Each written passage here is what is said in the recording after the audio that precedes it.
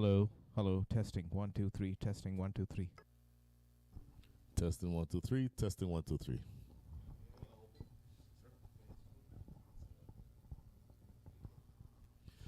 Well, a pleasant good morning, everybody, and welcome to frigid Prairie View, Texas.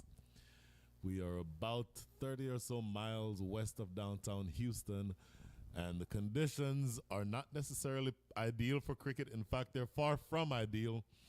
But cricket has to be played in the Houston Premier League, presented by Turmeric Restaurant, has to go on. This is Brian Walters. I'm happy to be here alongside with you for a pretty interesting matchup. And next to me is the man, the myth, the legend, Munir Majid. Munir, Houston Stars versus the Austin Blasters. We're off to a start here. It's going to only be an 18-over match, a couple of overs reduced just because of the later. Matthew Trump is in operation from the northern end, the forest end, and he's in operation bowling now to Andries Gous. Good morning, Munir. Very good morning to you, Brian Walters, and a very good morning to everyone who has just tuned in live to this broadcast of a blockbuster contest between the Austin Blasters and Houston Stars, two really big teams in this tournament, the likes of Unmukt Chand, Andries Gous, Trump brothers, hailing from Austin, and several other big names featuring in this game as Matthew Trump comes in, and that closes the first over with 4 runs on the board for no loss. 4 runs on the board for no loss. Munir, bowling, really playing cricket in these conditions is difficult, but as a fast bowler, you're accustomed to gripping the ball a certain way. Let's say if you are Matthew Trump and you're bowling outswing, you have that seam going slightly pointing towards first slip, and you're accustomed to the way that you do things. When the conditions are the way that they are, your hands are frozen, you're not really feeling the ball, it's not coming out the way that you want it to. And so in that first over, 3 or 4 wides by my calculations, actually 3 wides and a single. So those 3 wides, I think, are indicative of the fact that it becomes very difficult to bowl a cricket ball in the way that you want to when you're not able to grip it properly. Absolutely, Brian. I think you hit a very good point there, especially for the seam bowlers. And the thing with these conditions are, it's quite a wonderful batting wicket, and that's what we saw yesterday. Most games played at this facility, we saw batting run rates in the range of 9 to 10 runs and over. So as a bowling side, only opportunity you have is for the first few overs with the new ball. So it's extremely important to get right lines and lengths and use that new ball to your benefit. Now, the challenge this weather presents with winds of about 10 miles per hour. And it's more than 10 miles an hour. It's been picking up. Yeah, we thought it's going to drop down, but surprisingly, it's been picking up. And it feels like about 27, 28 out there as the second over starts. Nice line in length. Bowling coming from the highway end is young Laksh Parikh, somebody you would have seen for the last several years. The first time I interviewed Laksh, he was probably 13 years old, loves his cricket these days, is in Austin as a student at the University of Texas, but also plays franchise cricket and plays in Premier League such as this. Good left arm fast bowler, opening the bowling, getting the length wrong on that occasion, I think, just over pitching slightly. It was a full toss.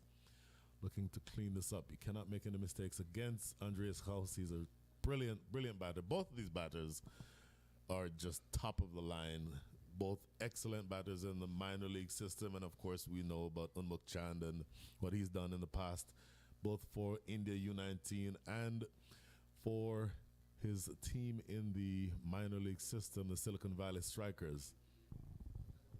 And given the stature and the name of this player, Unmukt Chand, it was, I think, quite a performance for the occasion that he came into the Houston Premier League on day one and scintillated us with an innings that will remain in our minds for a long time as Laksh comes to Andries Gous. Nice angle from the left arm seamer, just angling it across, and Andries lets it go. You picked up on something I was about to comment on. That left arm angle, left arm over the wicket. So the natural angle would be slanting the ball across the right-handers, which I think is a better option than bowling around the wicket. Now, Andries Gous is able to place shots all around the wicket, so you still have to get the line and the length right, otherwise you can go for runs.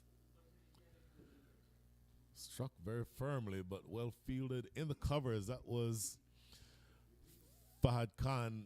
I'll tell you, if you've never tried to field a cricket ball in 35, 36 degrees, it is not something that is very easy. You know, it's almost in the NFL. They say if a wide receiver is going across the middle, you need to catch the ball because you're going to get hit anyway. In playing cricket in these conditions, you might as well hold on to the ball because it's going to hurt when it hits your palm anyway. So you might as well hold on to it. Yeah, and Brian, you called me upon today's commentary team with introduction with which I'm humbled. And the thing is that, yeah, men rise to the occasion and they can climb mountains and do a bunch of things. But when it's this cold, yeah, men just crumble down. Oh, my goodness. And when we walked in, I think we saw the players trying to do their warm-ups in this cold, windy conditions. A lot of them have been struggling to just warm up to match fitness levels. And now that encounter of this magnitude has started, they just have to hit the field running. There's no time to relax and get going. And as this is again angled outside the off stump, Andries gets on the front foot, gets a thick edge, and it flies over slips for 4 runs. Well, it's that angle that we talked about. Perhaps that's a moral victory for Laksh. Found the edge of Andries Gous' bat. So that's in and of itself is something that you'd have to be proud of as a fast bowler. But thick outside edge, there's one man, not necessarily at slip. He's more of sort of a short third position, and it flew away over his head for 4. So that is the last delivery of the second over. We're only scheduled for 18 overs. As I mentioned, we've reduced the number of overs just because of the conditions. So at the end of 2, the score is 9 without loss.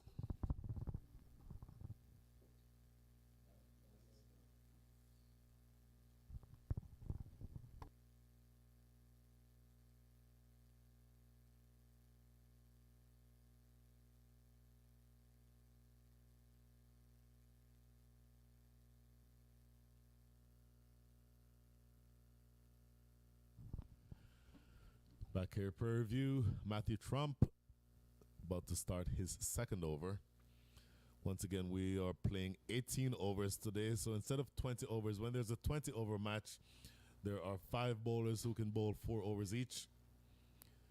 In this reduced format of the game, 18 overs, there are 3 bowlers who can bowl 4, and then 2 other bowlers who are restricted to 3.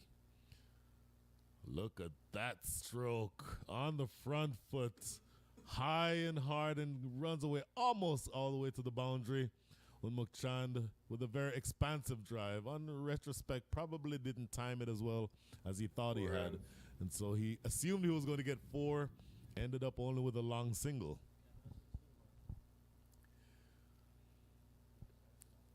Unmukt Chand himself, of course, a brilliant batter. And as you heard from Munir earlier, scored a scintillating 100 yesterday. The conditions today, I think, are a lot better for cricket in terms of the condition of the field itself. Yesterday was a lot more damp. There's a lot more moisture around, and we'd just come off of a couple of days of rain. That is no longer the case. It's relatively dry. Again, brutal conditions in terms of the cold and the wind, but as far as the condition of the ground itself, the pitch is nice, flat and hard. I expect a pretty high scoring game here. Unmukt again off the back foot, just opening up the face of the bat and running that down to short third for a single. Unmukt Chand and Andries Gous, those are 2 brilliant opening batters. Once again, both of them have tremendous pedigree. Unmukt Chand, former U19 captain of India. They won that championship in 2012, if memory serves correctly, and he scored 100 in the final.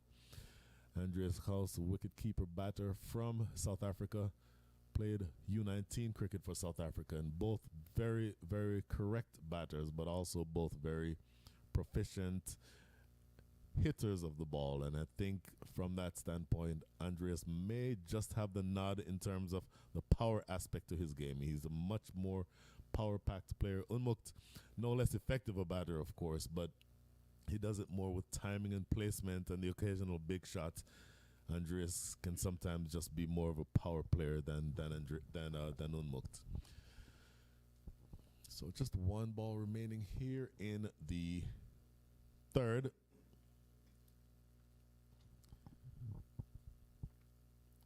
Matthew Trump again with his second over, bowling now to Andries Gous. Andries 5 from 9 and Unmukt 8 from 8. Stroked into the covers. No run, cannot get that ball past the fielder at short extra cover. That is the end of the third over. Matthew Trump, 2 overs, none for 11. Laksh Parikh, who I assume is going to come, giving the cap to the umpire now. He'll be coming up to bowl his second over at the end of 3. The score is 16 without loss.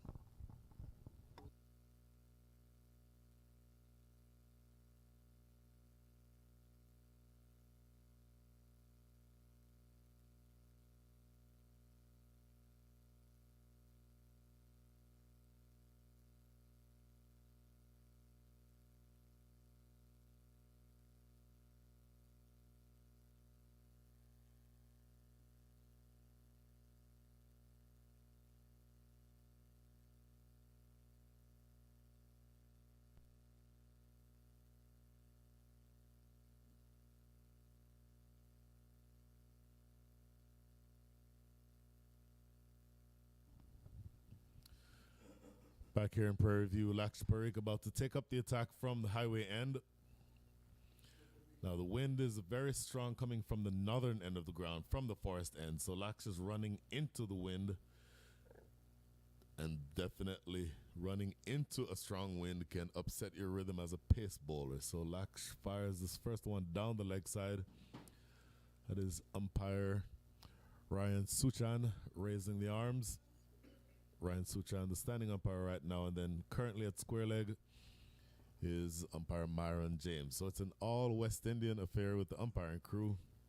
Ryan Suchan from Trinidad and Tobago, and Myron James from the island of Antigua.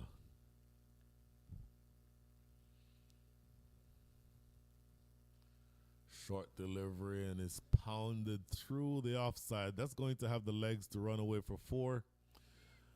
Laksh just getting it a little too short and maybe just a touch too wide, and Unmukt Chand not needing any invitations to play that shot. I mentioned that he tends to be a very stylish player and times the ball beautifully well, and taking full toll on that delivery that was just a little wayward by Laksh. So Laksh may want to get that ball just a touch fuller and a little bit straighter. Gave Unmukt Chand just a little too much room, and he's only too happy to play that elegant drive through the covers for 4. This is short and it is hammered. Absolutely blasted. There's a man in the deep down at mid wicket, but he was nowhere close to being able to catch that one. That is the first maximum of the day. 6 runs. Unmukt Chand cashing in with first to 4. Elegant stroke through the covers, and then a big 6 over mid wicket. Laksh Parikh, of course, I mentioned, I think wanting to bowl just a little fuller than that. That ball definitely was too short, and it was crashed away over the top of mid wicket for the first maximum of the day's play.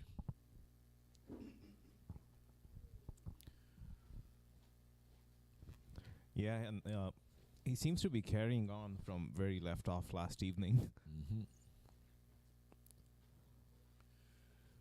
That is where I want to see Laksh Parikh bowl. Draw that batter forward. Having playing on the front foot, you certainly don't want it to be a half volley, but you want to draw him forward, and you want him to be reaching for that ball that fielded at backward point by young Majid Zubair. But those types of deliveries, I think, are the ones that will be a lot better for Laksh in terms of his productivity than the balls that are short and either too wide or too straight.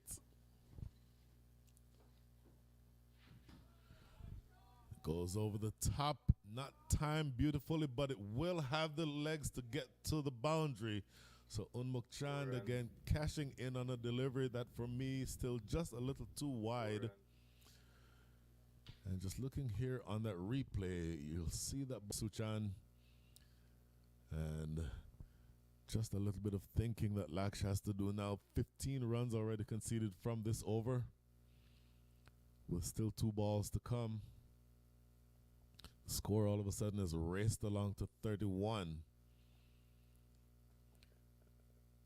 Short but slightly slower. Unmukt Chand almost too early through that shot, but he gets it down to mid-wicket. They jog through for a single. And Brian, like we were saying that Andries Gous might be the aggressor, and Unmukt is someone who might look to build his innings and take it deep. It looks like that those roles are totally flipped. Unmukt is almost going at a strike rate of 200. Wow. Well, they're both brilliant batters. You don't want to make a mistake to either one. They will both hurt you tremendously if you make a mistake in either line or length or both. So Laksh has to get it just perfectly right here. Missing his run-up. I mentioned that stiff wind coming from the northern end of the ground, from the forest end. Laksh is running into that wind. And so, you know, wind somewhere around 20, 25 miles an hour, that absolutely destroys your rhythm as a fast bowler. And Laksh is battling both that and the 2 batters at the other end. Off the back foot, just forced from it. At the end of 4, the score is 33 without loss.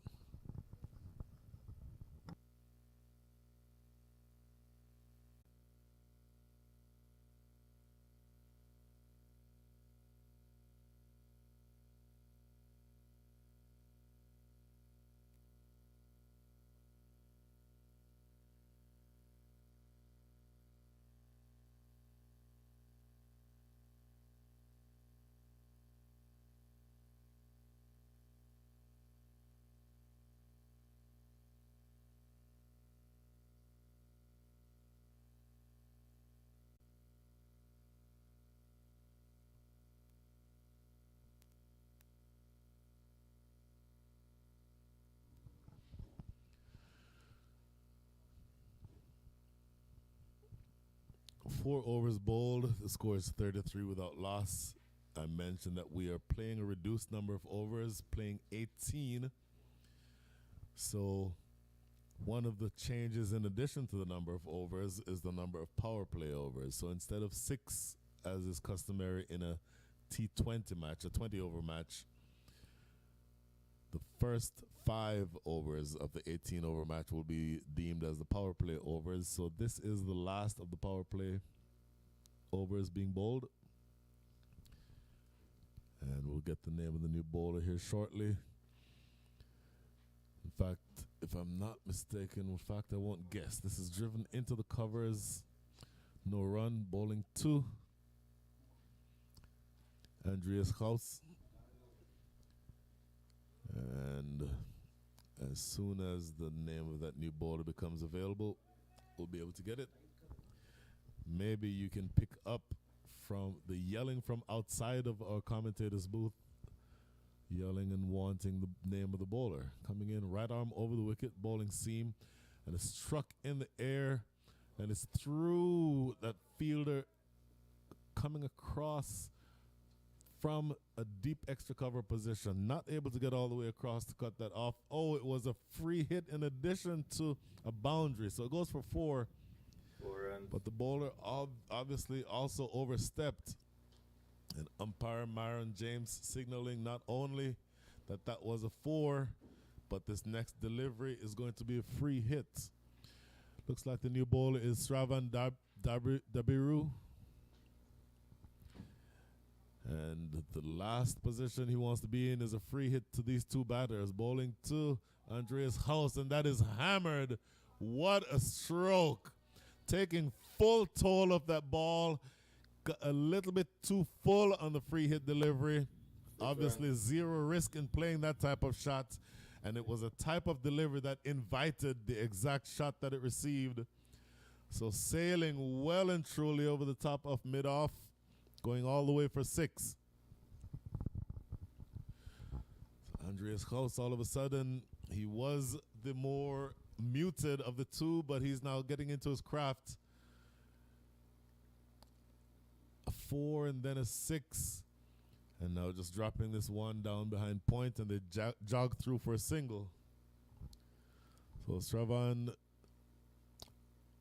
Dabiru has a little bit of thinking to do. The last few overs have actually been pretty expensive.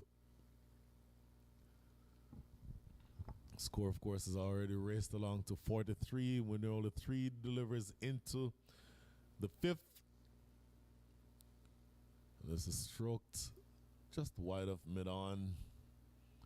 Looks like Matthew Trump there, who to keep the damage just to 1 run.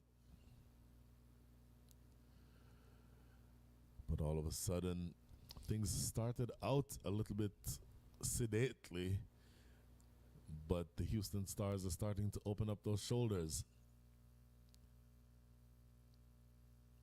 It's a better delivery. Wants that ball just on off stump and just short of driving length, and he defends it into the offside. I mentioned just a quick look at the pitch before the innings started. In fact, we'll get back to what my opinions are of the pitch. That is the end of the over. At the end of 5, power play done and dusted. Scored 4-5 without loss.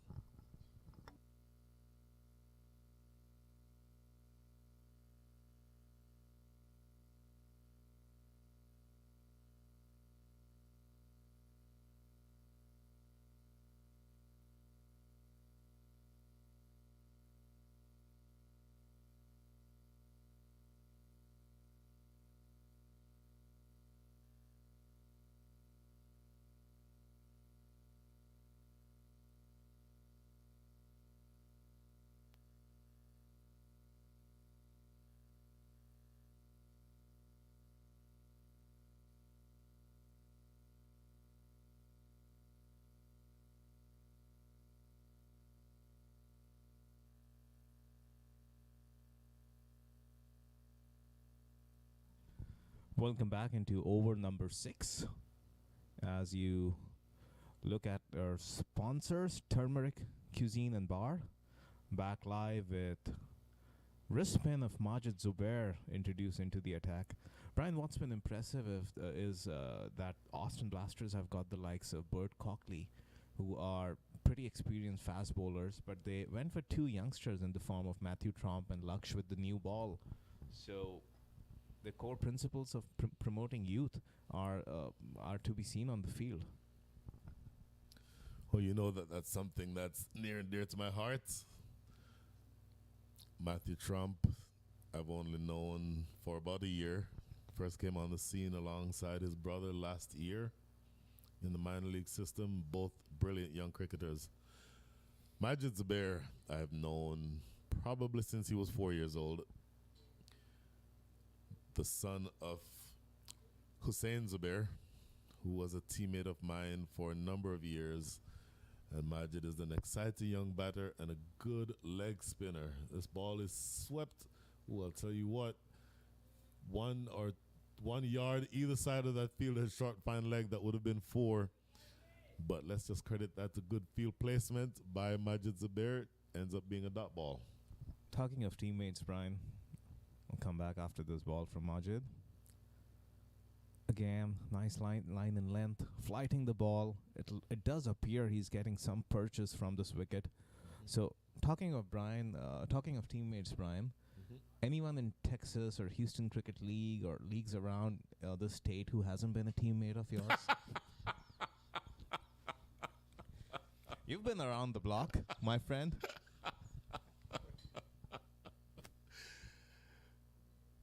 I brought up my half century in terms of age half a decade ago. So yes, if you've played and lived in this area as long as I have, you would have seen the good, the bad, the ugly, and you would have played against and with several of the players who were featured here in this tournament, and more accurately, the parents of some of the players who were featured in this tournament.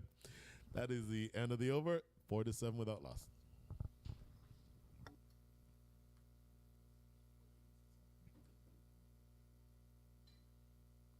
Houston Premier League 2023. We are proud to associate with Asoiri Events and Banquets, one of our proud sponsors.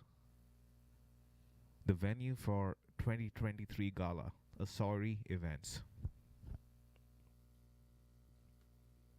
Houston Premier League 2023 is brought to you by Turmeric Indian Cuisine and Bar.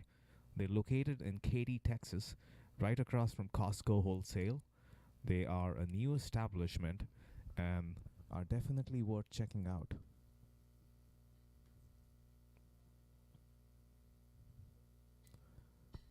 Back live with Brian Walters and Munir in the commentary box. Over number 7 to resume. Shravan is the bowler coming in from the north end.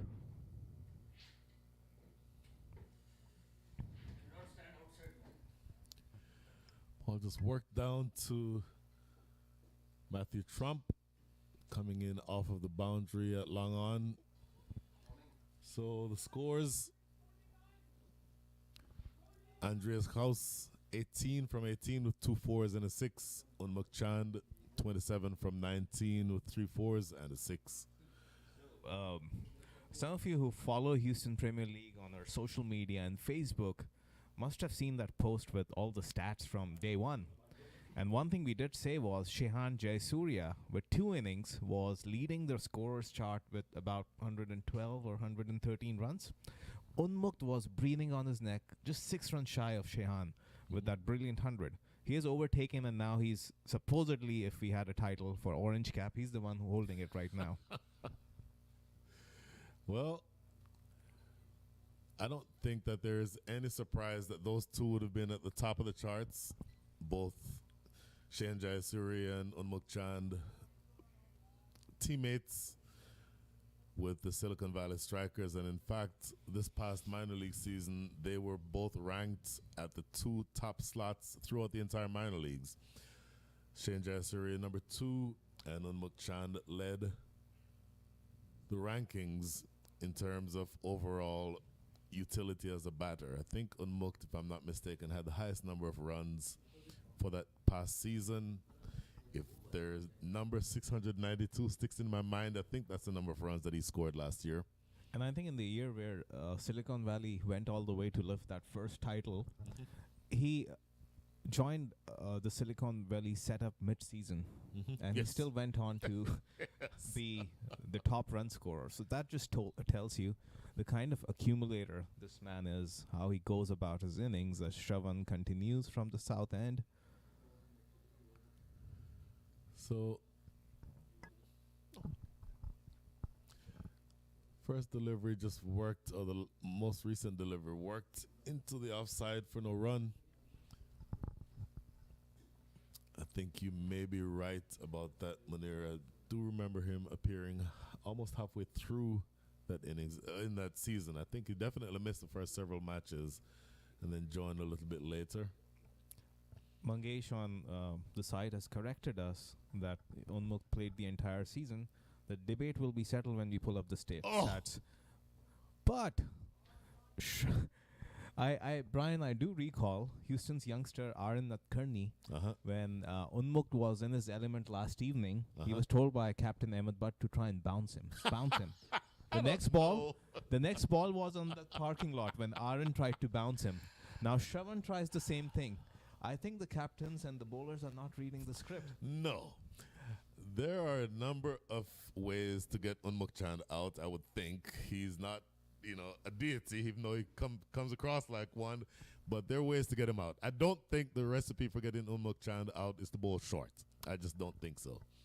And in fact, it might have been a moral victory that last one did not go over backward square for 6. Single to close things out. That is the end of the 7th over. The score is 55 without loss. And we'll be right back.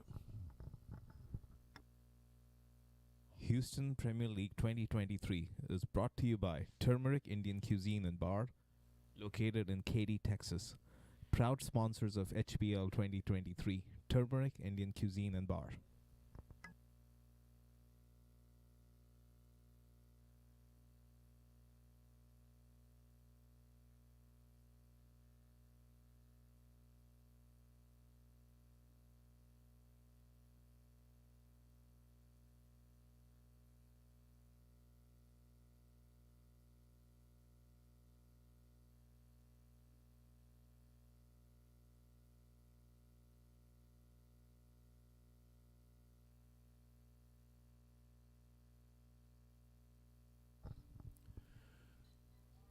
Going back for a little bit of leg spin from Majid Zubair, but the first delivery is banged away for 4.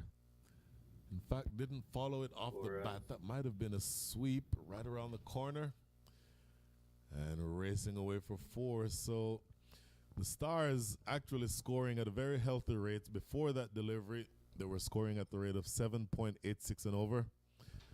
With that boundary to start the 8th over, this run rate is now up above 8. So you would expect that after the end of the power play, as that next delivery from Majid Zubair is wide, you'd expect that after the power play that the run rate might have slowed down a little bit, but it has not slowed down, and in fact this is cut away behind square for another boundary. So all of a sudden Unmukt Chand races along. He's now up to 40 from 23 deliveries with 6 4s and a 6. Andries Gous, 19 from 21, 2 4s and a 6. But they're looking really dangerous. And of course, we're in a compressed game, 18 overs, and a power pack batting lineup. So put your seatbelts on. I'm expecting all kinds of damage as Unmukt Chand dances down the wicket and deposits this one almost onto Highway 290. So 4 wide, 4 and 6 to start this, the 8th over. And Munir, Unmukt is looking really, really dangerous. It's a testament to the wickets that have been provided by the team at Prairie View Cricket Complex. Because in spite of the conditions yesterday, the overnight rain, yes, the new ball did do a little bit for the first 3 to 4 overs. But as soon as that phase was passed, it was just one-way traffic like it is right now. He is eyeing those cars driving on Highway 290. If you have your insurances, get your cards out. HPL, although, is not responsible for any damage done. Neither is Unmukt. But he is quite in his element this morning. Unmukt Chand has raced along to 50 from only 25 deliveries. That is 52 is his exact score. 6 4s, 3 6s, 2 of which have happened in the last 2 consecutive deliveries. This one is pushed through a little bit more quickly by Majid Zubair. I think he's learned the lesson. You don't want to toss the ball up to Unmukt Chand. His footwork is almost ballet-like, and he will get to the pitch if you flight it in any way. He's so expert at being able to play those deliveries. A little short, and in fact, I'm not too sure that wasn't a no ball. It might have, just from our angle here, may almost appear to have bounced twice before it got to the keeper, but just signaled as a wide. And just working this off the back foot, a precious dot ball. Boy, all of a sudden, the scoring rate has absolutely accelerated. 22 from this over. And I believe that is the last delivery in the over. 22 runs from the over. Huge, huge over. Unmukt Chand has raced along to 52. Andries Gous, his partner, 19. And the score is 77 without loss.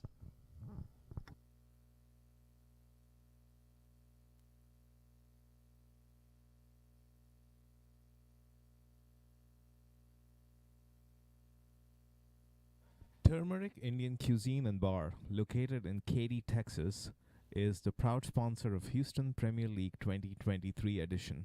Come down to Turmeric to try a lot of sumptuous Indian cuisine, a full bar, and also consider them for your events and catering. Turmeric Indian Cuisine and Bar, located in Katy, Texas, is the proud sponsor of Houston Premier League 2023.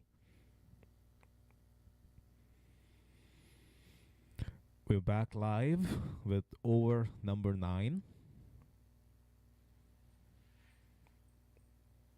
Unmukt really showed a lot of intent in the last over. Andries Gous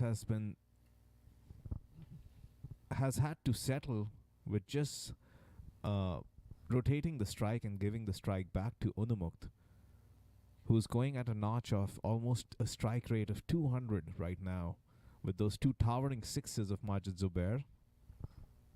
And this is short, gives Unmukt a lot of time to pull it. It goes down to long on, and they come back for a single.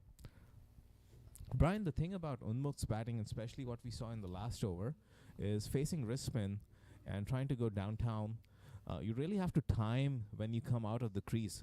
And we've seen that he's coming down after the ball is released every single time. Look at that placement. Just what a beautifully played shot.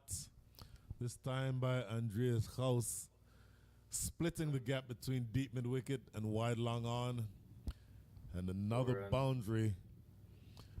I think your point about Unmukt is so accurate. It's so easy. As a in most modern T20 or limited over sides, a good leg spinner is such an asset. But if you have the footwork that Unmukt Chand does, and if you have the capability of playing shots all around the wicket, then you almost negate the benefit of having a good leg spinner, because he's able to play those shots all around the wicket. He gets to the pitch very nicely, and if you push it through as a leg spinner, then you sort of lose the ability to turn the ball as you would ordinarily. So he really ends up being somebody who negates that option of having a good leg spinner on the side. In the meantime, this first over being bowled by Inosh Katinapudi. We generally know all the batsmen hailing from the subcontinent, and especially India, are really good players of spin and off wrist spin. And Unmukt, I think, sits on the pinnacle of that chart. How good he has been against spin. As Inosh continues from around the wicket, he's just looking to cram the right-handers. They've got those two men very straight down the ground. There's definitely a game plan, but it remains to be seen if these two and their charge can be stopped in any way. Wow. Well, that is the end of the 8th over. Check that, the 9th over. At the end of 9, the score is 87 without loss. We'll be right back. Soiri Events and Banquets, located on Barker Cypress and Clay in Houston, Texas, are one of the proud sponsors of Houston Premier League. They were the venue for Houston Premier League 2023 Gala, and are a venue to be considered for all your private events, birthdays, and corporate events. Soiri Events, located on Barker Cypress and Clay in Houston, Texas.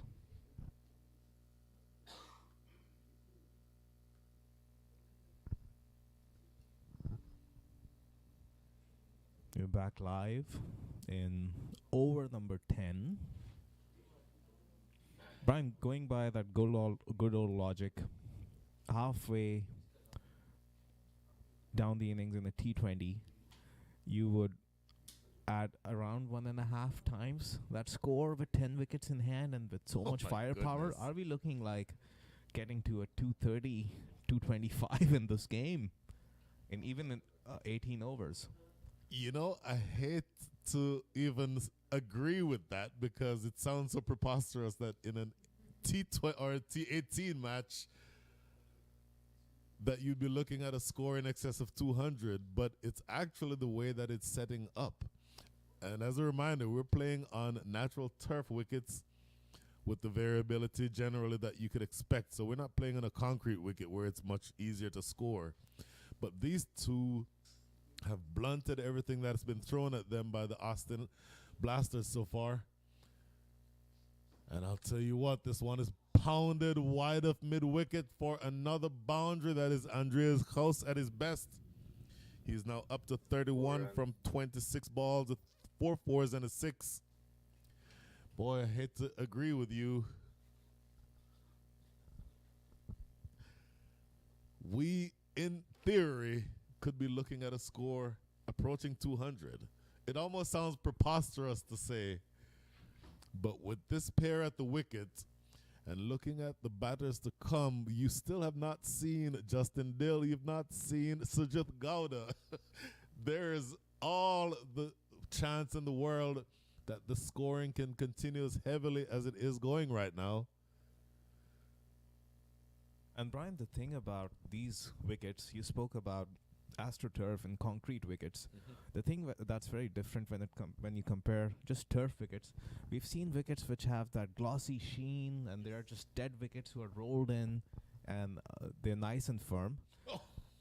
Unmukt tries to manufacture something out of nothing, just misses out, and a player of his stature, the way he's batting, I don't even think he needs any improvisation. He's playing normal cricketing shots to a level that we haven't seen. So coming back to the pitch, these aren't very shiny wickets. There's grass, there's dead grass. As Fahad continues, nice and full. And brilliant sliding stop down there on the boundary, though. A sweeper deep at cover that looks like Matthew Trump running over to his right, to his left rather, and being able to cut that one off. That's good work by young Trump in the deep. But I think your point, you mentioned that Unmukt Chand doesn't need to manufacture those types of runs. If you've seen him bat at any level for any length of time, you'll eventually see the scoop shot. Yeah. So always watch to see where fine leg and third are, because he loves playing those types of shots when either fine leg or third man are inside the circle. So he does not, it wasn't a scoop shot this time. It was almost just like a good old-fashioned late cut. But if fine leg and third man are up, I can guarantee you towards the back end of this innings, as long as he's at the wicket, he will continue to try to take advantage of that opportunity to score in that area of the field. Yeah, and the thing with these kind of shots is with the inception of T20 cricket and what's transpired in the last 10 years or so, the likes of the A.B. de Villiers and more lately Surya Kumar Yadavs of this world, it almost seems the traditionalist and the purest batsmen who are brought up with good technique, they kind of need that tick box on their profile. Just to qualify as one of the top T20 players. So even if there's a delivery which he could just lean into and drive left of cover, beat the sweeper and get 4 runs, you still want to bring out that shot and just tick that box that, yeah, I can play the scoops and the cheeky reverse flicks and all that kind of stuff. That is so well said. Now, Munir, I'll sort of use your stats from earlier, but say it in a different way. What I usually say is that if you double the score after 12 overs in a T20 match, that generally gets you to what you expect the final score to be, in the first innings, rather. After 10, the score is 99 without loss. And that single to start the 11th gets us to 100. I would submit that if you double the score after 10, that's probably around what you expect in this match that's reduced to 18 overs. I would not be surprised if they got somewhere 190, 200, and looking to sweep that one going down the leg side. Not given, almost a half-hearted appeal to umpire Ryan Suchan, and the appeal was turned down. But this is Inosh Katinapudi back into the attack, operating from around the wicket as he did his first over. First couple of deliveries have been very productive, meaning that he's kept the batters silent. 3 deliveries, only conceded 2 runs so far, and they're scoring at the rate of 9.9 and over, at least before this over started. So certainly a little bit of work to do to pull things back. Up and in the air and gone. So the first wicket goes. I mentioned that Inosh was bowling well and keeping them quiet. Maybe it was just that little bit of frustration creeping in from Andries Gous. And he looked to cut that one away, was not able to keep it down and cut it straight into the hands of backward point. So the first wicket goes down. Andries Gous disappears. 33 from 29 faced. And the first wicket taken by Inosh Katinapudi.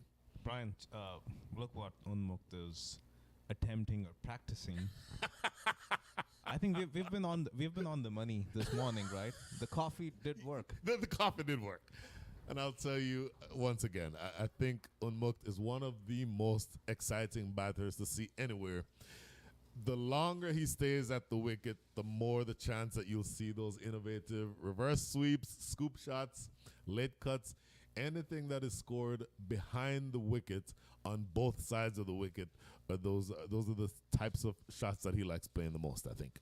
So, at the topic of what this final score could look like, a thought that I was holding on, which I didn't like utter, it kind of ties back to all the curses, the commentator curses Yes. I kind of spun on the field sitting Well from here. said, well said. I didn't bring it up, but my theory was that whether that final score looks like 180, 190 or goes on to 220 is going to depend on how well the settled batsman at the crease can go on and close the innings.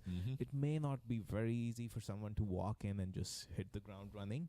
So it's really going to depend on one of these guys going on now and seeing the innings through, which also brought me to another thought, which has nothing to do with anyone on the field right now. No relation to anyone on the field, just a thought. Sure. Do you recall any T20 batsmen scoring back-to-back hundreds in a tournament? No relation to anything happening right now. I don't think there has been a In the case. minor leagues last year, I stand to be corrected, and if Munir was not Munir, if Mangesh was here, he certainly would do exactly that. I do recall Shehan Jayasuriya scoring consecutive hundreds. Interesting. If I stand to be corrected on that, and by the way, if you all are watching on YouTube, please feel free to drop any comments in the comment section. And if you want to correct me and tell me I'm wrong, or correct me and tell me or agree with me, then I'd be happy to hear that. But that does seem to stick in my mind for some reason. Interesting. Now, Remains to be seen if that's breached in any near future. Sure. With no relation to what's None whatsoever, none. It's just a small matter of 38 more runs that you could potentially see something like that happen. Oh, driven down the ground. By the way, careful, Brian. You're treading that line of jinxing it. Oh, he'd never talk to me again if I jinxed him. we reiterate that theory or that discussion has no relation to what's going on the field right now. Absolutely none whatsoever. So that is the end of the 11th over. 106 for 1. The Houston Stars rather, still, I think, on target to score something. Maybe not 200, but certainly you would think in the high 180s or low 190s is where they would like to be. And we will be right back. Turmeric Indian Cuisine and Bar is the proud sponsor of Houston Premier League 2023. Turmeric Indian Cuisine and Bar are a new establishment located in Katy, Texas, right across from Costco Wholesale. Do check them out for those wonderful romantic dinners with your family and your spouse, and do check them out if you need any catering or events. Turmeric Indian Cuisine and Bar located in Katy, Texas.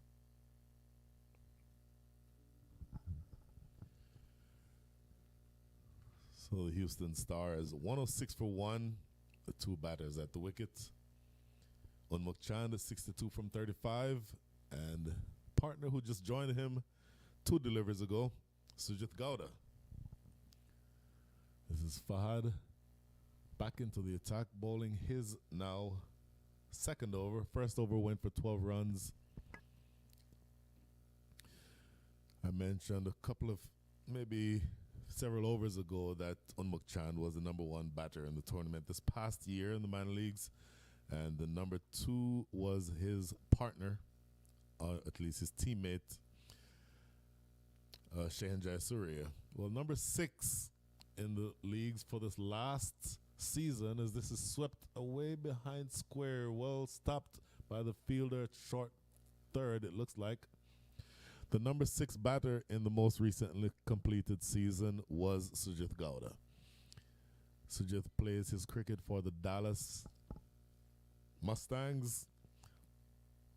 The fact that I happen to be wearing a Dallas Mustangs jacket right now has nothing to do with that comment, but a batter who, of all the ones that have been featured so far, maybe not the most technical correct as Unmukt Chand is, but his power game is something to behold. He strikes the ball at a fearsome clip. He genuinely could be someone if he gets the conditions right, and especially with the wind blowing from the north.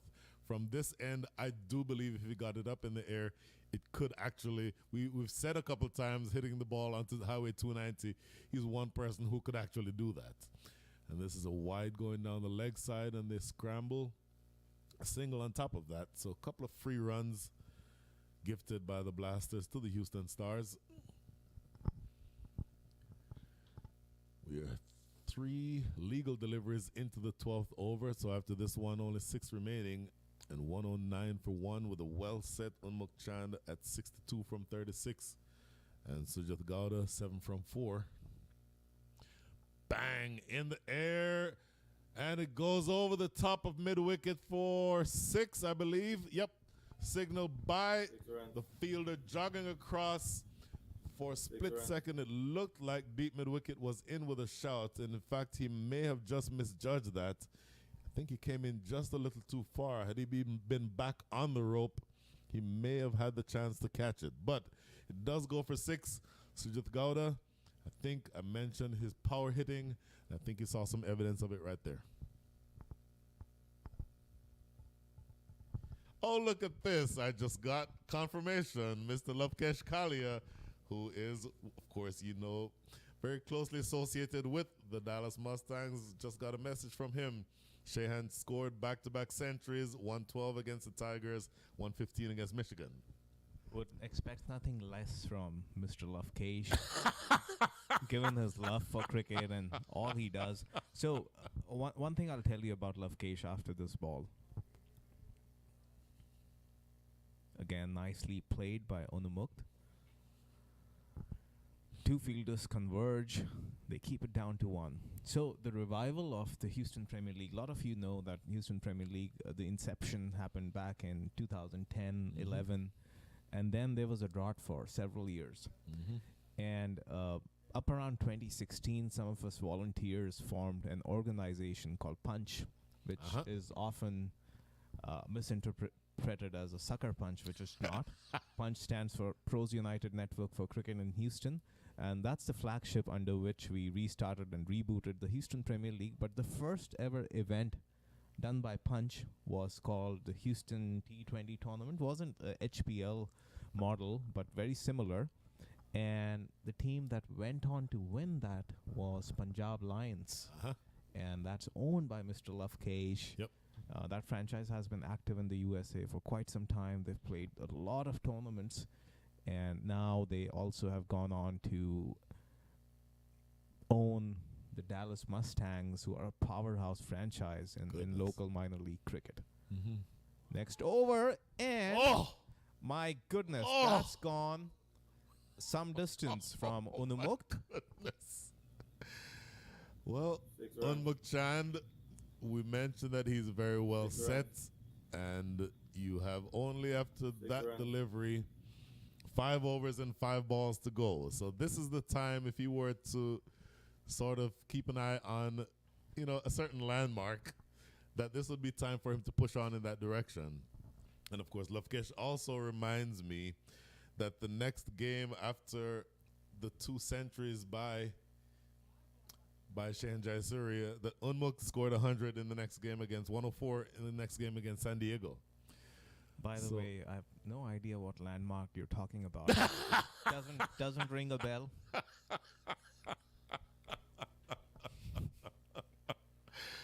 Oh my goodness. Meanwhile, I must tell you, these wonderful overlays, coming back to it after this delivery, goes to short third. That's a misfield by, we don't know who that fielder is. It's quite far away, but they get 2 runs where it shouldn't have been even 1.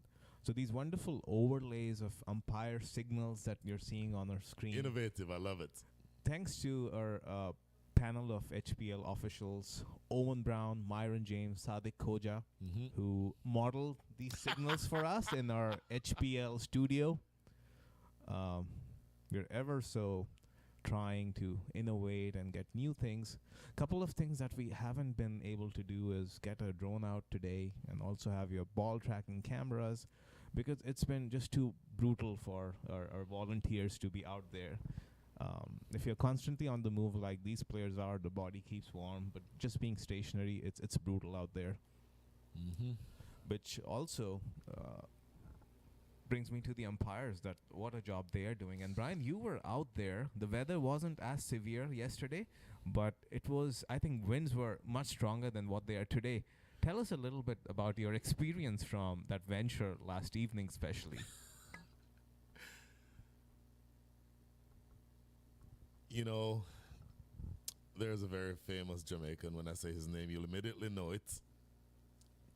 He would have turned 78 years old last week had he not passed away at the young age of 36 in 1981.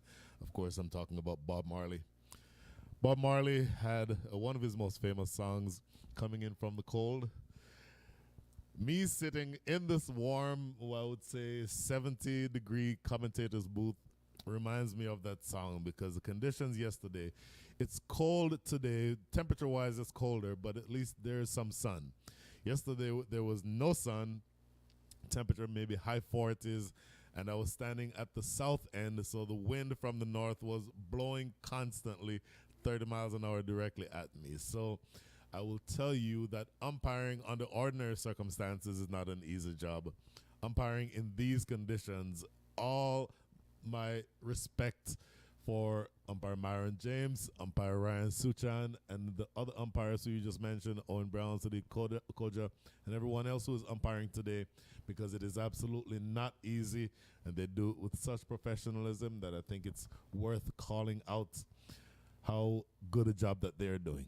So very well said, Brian. And even all these players, I think, when just around the time of toss this morning, it felt like 27, 28 degrees. The sun came out, it's warmed up, but kudos to all of them for, just driving out,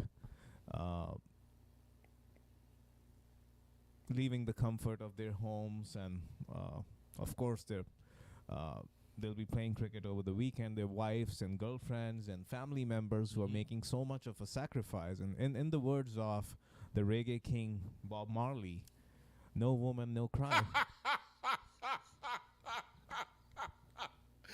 You know, when I saw that run-up starting from the boundary line, I was wondering where it was going.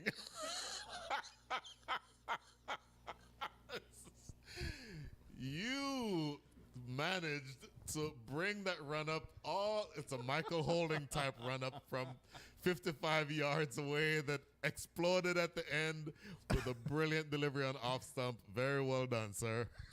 Well left. Just well left. I hope the wife is not listening. It's been a long build-up to this tournament. That is, in fact, that's driven square the wicket for 4. There is action going on in the field that we should describe. But I will say this. To start out with that description and to end up with no woman, no cry, that is a stroke of genius that I did not see coming. I will say that. Fully, I am in awe of your abilities. Cricket teaches us to improvise, right?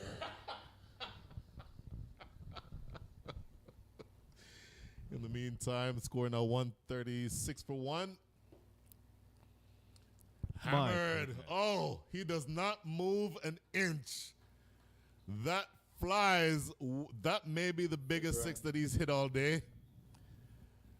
6 runs. Unmukt Chand moves into the 80s with I would estimate, an 80, 85-yard hit over mid-wicket. And unfortunately, we have a bit of a delay because it's going to take some doing to get that ball back. My goodness, 81 from 42, 8 4s and 5 6s. and he's not done yet. Didn't we speak about this? Trying to bounce on Unmukt Chand, and Can't. those half trackers are just not going anywhere except that parking lot. And I just don't see a lot of bowlers in this tournament who can bounce this guy. We know there are a few Carmely Rooks in the UMMC Night Riders, supposedly, from what we saw, might be the quickest bowler. He's tall, left arm. That might be an interesting competition. And he charges down the pitch again, and that wasn't even short. Now he's improvising. He moves on to 87 of 43. The strike rate is constantly going up, now over 200. This is why this is such a good shot. He advanced down the pitch. To be fair, Fahad Khan did exactly what you need to do when you see a batter charging you. Drop the length a little shorter. But Unmukt is so adept at manufacturing runs out of difficult situations, and he managed to maneuver that one over square leg for another 6. And here he goes again. Over extra cover this time. Where did that end up? Just for 4, but 6-6-4. Unmukt Chand is now into the 90s. And I'll tell you what, that potential statistic that we still are not mentioning is only a couple of strokes away. I'll tell you what. Send the Ravens out. Get active on your WhatsApp groups. Post your Instagram stories. No matter what you're doing, quit doing that and tune in to this broadcast. This is once in a lifetime cricket happening. And the way this man is batting, since he's been batting this way since last evening, 104 last evening. We're not going to put a number on this right now. He's still going on. He's still going on. Fahad comes again. Oh. Just works it around the corner. Was it the last ball of the over? Yeah, that kind of adds up the story there. Wow. He keeps the strike. Interestingly, I was surprised when I saw that shot, but now that kind of makes adds sense. up. That adds up. The man is in quite some mood today. He's in his element. Taking nothing away from Sujith, he's also batting at a strike rate of 200. Sure. Wow. 153 for 1 after 14. The run rate is amazingly 10.93. So where do we end up? 4 overs remaining. I'll tell you, we are on target for what's going to be a scintillating match, regardless of the results of this partnership, and specifically what numbers appear after Unmukt Chand's name in the scorebook. But we're, I think, going to be seeing a really interesting match here. Now Majid Zubair bowling to Unmukt. And this is cut away in the deep. Sweeper cannot get there, and it goes away for 4. Unmukt Chand moving up to 96. Proper cut shot. Just a little too much width offered there by Majid Zubair. And Unmukt Chand cutting it away through point for 4. The umpires in flesh and blood are having to do a lot of work, and the umpires in binary on your screen are having to do a lot of work. He's keeping everyone busy here right now. 96. And Brian, a brave call to now in the 15th over with 4 overs to go, bring on the leg spinner. I think it's because he'd have Unmukt hitting into the wind. That's stroked into extra cover for just a single. I don't mind that call, but if you do that, you can't bowl short and wide. You want to have him hitting down the ground where the wind potentially could hold the ball up, and then you manufacture a wicket in that way. But from that end, he really does need to bowl it fuller. And that is an attempted drive by Sujith Gowda. Doesn't make contact. Interesting point, Brian, you made about the wind. You were out there umpiring the entire day yesterday. The landscape doesn't offer any cover around the ground. There's not a lot of building. Oh, it's coming straight at us. That literally just misses our commentary box by inches. And I think it just flows over this commentary box. And Sujith moves on to 25 of 12. So Brian, at that previous point, you Yes. were out there, and we realized there's not a lot of cover. It's an open landscape. Yes. How do the winds really feel like? Were the players, even bowlers, struggling to get into their run up, and was it really difficult for the batsmen too? I mentioned, I'll tell you more after this delivery. And off the back foot, just played into the covers for a single. I was standing at the south end, so any bowler who was bowling from my end was running into the wind. And at least 3 of the bowlers throughout the match kept saying to me, it is so hard running into this wind to bowl. And one of them said, I cannot believe you're standing here and having the wind blow at you as long as it has. And this is punched down the ground, and it goes for 4. Unmukt Chand, stand and take a bow. You have just scored consecutive centuries in the 2023 Houston Premier League. Munir, that number that we refused to say has finally taken place when Unmukt Chand has gotten to 3 digits. No, jinxing it now. We've been like spring chickens on our chairs, counting on this moment. First time in the history of Houston Premier League, and it's a very rare occurrence in a T20 format, a batsman scoring back-to-back hundreds. And I just can't imagine how happy the Houston Star ownership of Mr. Amir Ahmed and all the folks alongside him would be, because you're banking so much on your outstation players when you bring them in.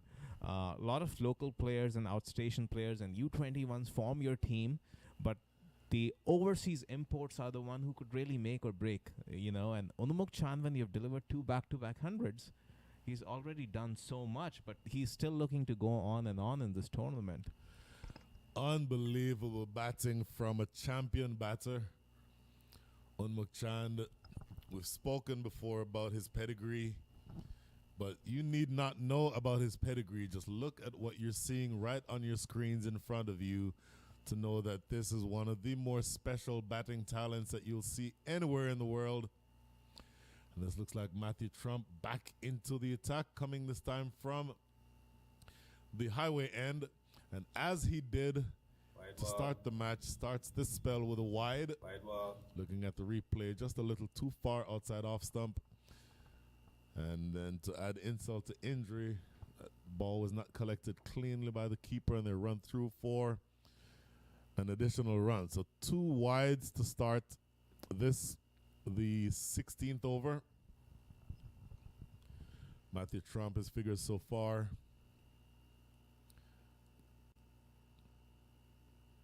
No wickets taken. Of course, only 1 wicket has fallen thus far in the match. Matthew Trump, 2 overs, none for 11, and this is blasted down the ground for another 4. In fact, my apologies, it was not down the ground. He opened the face and ran that behind point. Munira managed to take my eyes off of the screen just for a split second. I looked up, I saw the runners scrambling, and I filled in the blanks, albeit erroneously. Yeah, there's just so much going on. It's Yes. hard to keep up with all the action. Like we said, it's been a trend. The new ball does just a little bit, and batsmen who have been patient and have decided to invest that little time and attention to that new ball and bat through those first 3 to 4 overs have been paid rich dividends for that patience. And we've seen Unmukt Chand as arguably the best exponent of that batting approach. Unmukt Chand scores 360 degrees. He can score anywhere on the cricket field. Oh, big swipe and a miss that time. In fact, interestingly, I just realized that the battery, meaning the combination of bowler and keeper, are brothers. Josh Trump and Matthew Trump, both very good batters. I think you'd probably consider Josh Trump to be the more technically sound batter. Maybe Matthew Trump a big hitter. Slower delivery, pounded into the deep. In fact, it might not have come off of the bat the way that it might have seemed to me. Not quite going for 4, and picked up by deep mid-wicket to keep the damage to a single. There's so many, not so many, but there are quite a few, like brother pairs in this HPL. The Trump brothers come to mind. one of our volunteers, Satish's son. Next ball comes in, just taps at 2 point, and of course, the plan is to give the strike to Unmukt. So, Satish's two sons, Shreyan and Aryan, Oh, whom you know very well, Brian. Oh my They've been part of HPL for the past 4 or 5 years. Both of them have come in their element. The Bangash brothers from Houston, both yes. hailing from Houston, Ali and Hamza. mm-hmm.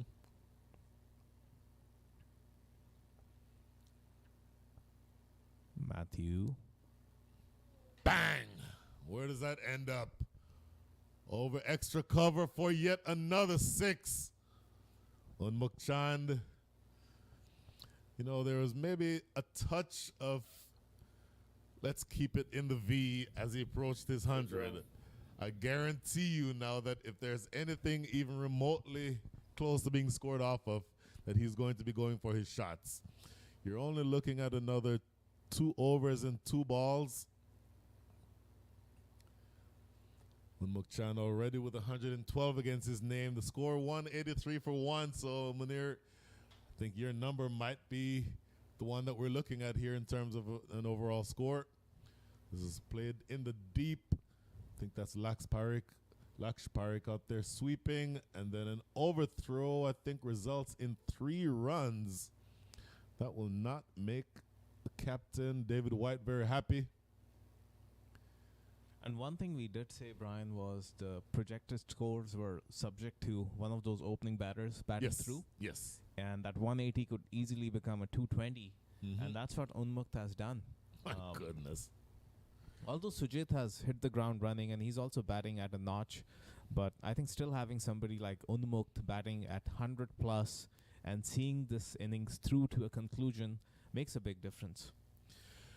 I managed to be covering a match in the Dallas Premier League this past summer. And Unmukt Chand and Sujith Gowda were at the wicket at the same time. Unmukt scored, I think, 52, somewhere around there. Sujith scored 119. So Sujith Gowda does not necessarily take a backseat to anyone. And I think Austin has a very steep role here to play to just limit the damage in these last 2 overs to something around 20 runs. If they give up 20, it would almost seem like a moral victory because these two have full license to throw the bat at anything that comes at them. And then the man with the ball in his hand at the northern end, correct me if I'm wrong, that looks like Laksh Parikh. I'm not sure.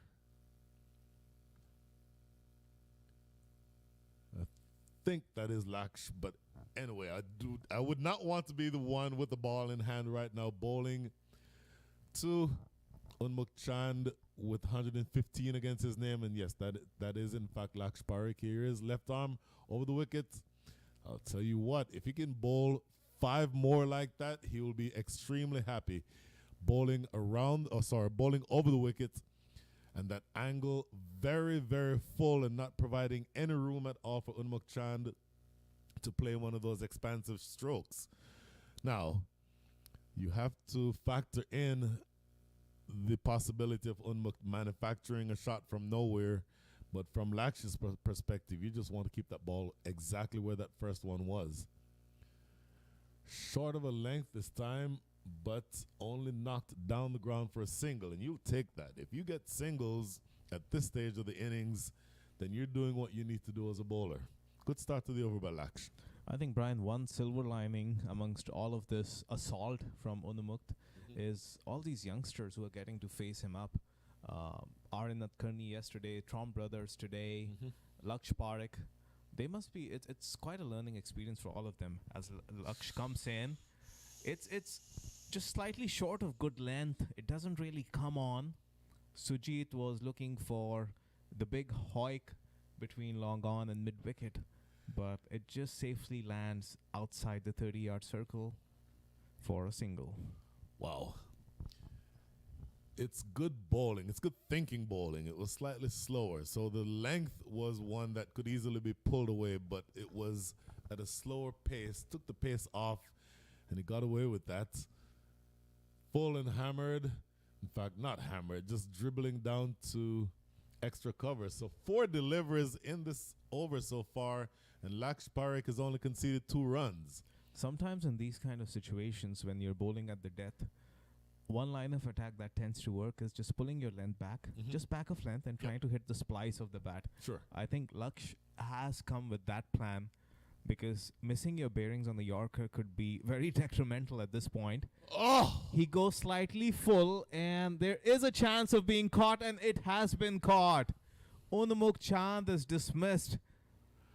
Wow. So the combination of 2 youngsters, Laksh Parekh, U21 player, inducing a slight mishit by Unmukt Chand, and then that is Majid Zubair deep backward square.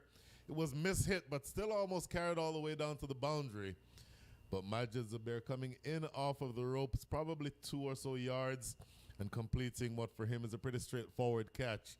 So Unmukt Chand, you will hear the applause for him, lit the Prairie View cricket ground alight.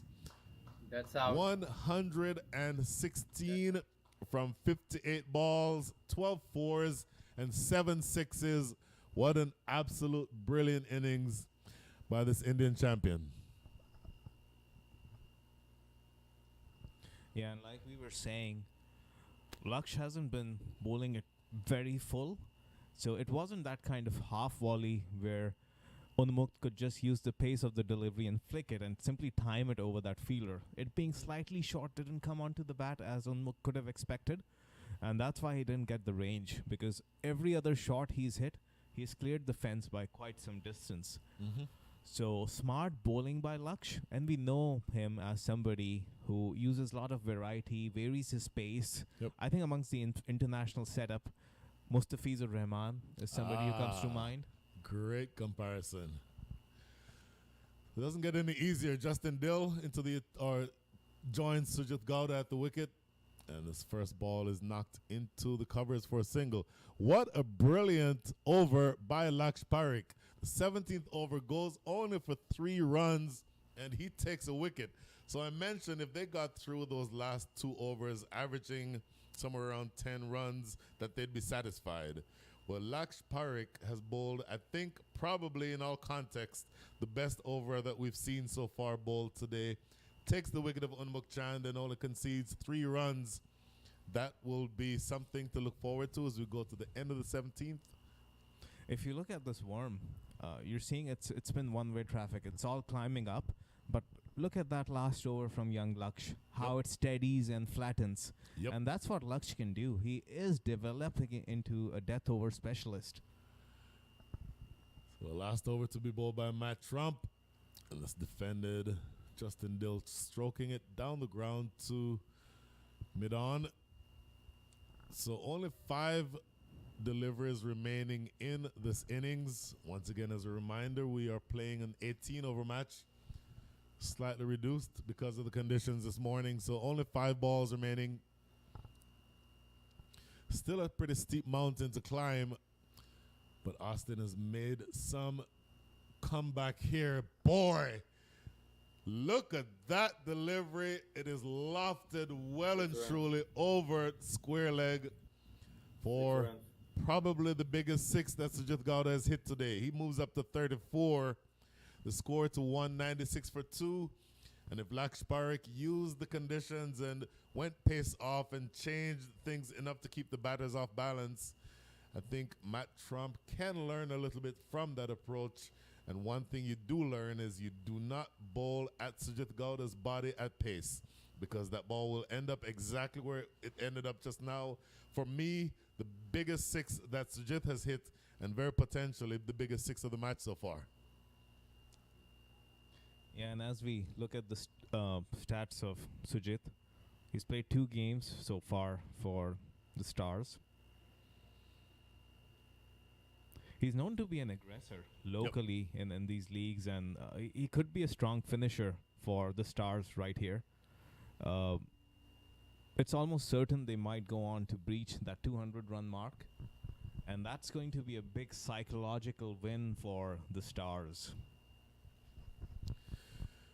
Well, they're only 4 runs away from it now, 196 for 2. And a little bit of a delay. Not exactly sure what the reason is for the delay. But it gives us time, Munir, to talk about something. Of course, you know the Houston Youth Premier League is coming up sometime early this spring. We spoke earlier about our friend Lovekesh Kalia. Lovekesh has mentioned that the Dallas Youth Premier League is coming up soon. So the Houston Premier League that I would call Houston Youth Premier League, I would call that the sort of the model that others would be based on. Get back to that in a second. This is crashed into the covers, no run, well fielded. But the Dallas Youth Premier League is going to be debuting sometime in the near future. And I think our good friend would probably appreciate us helping him promote that.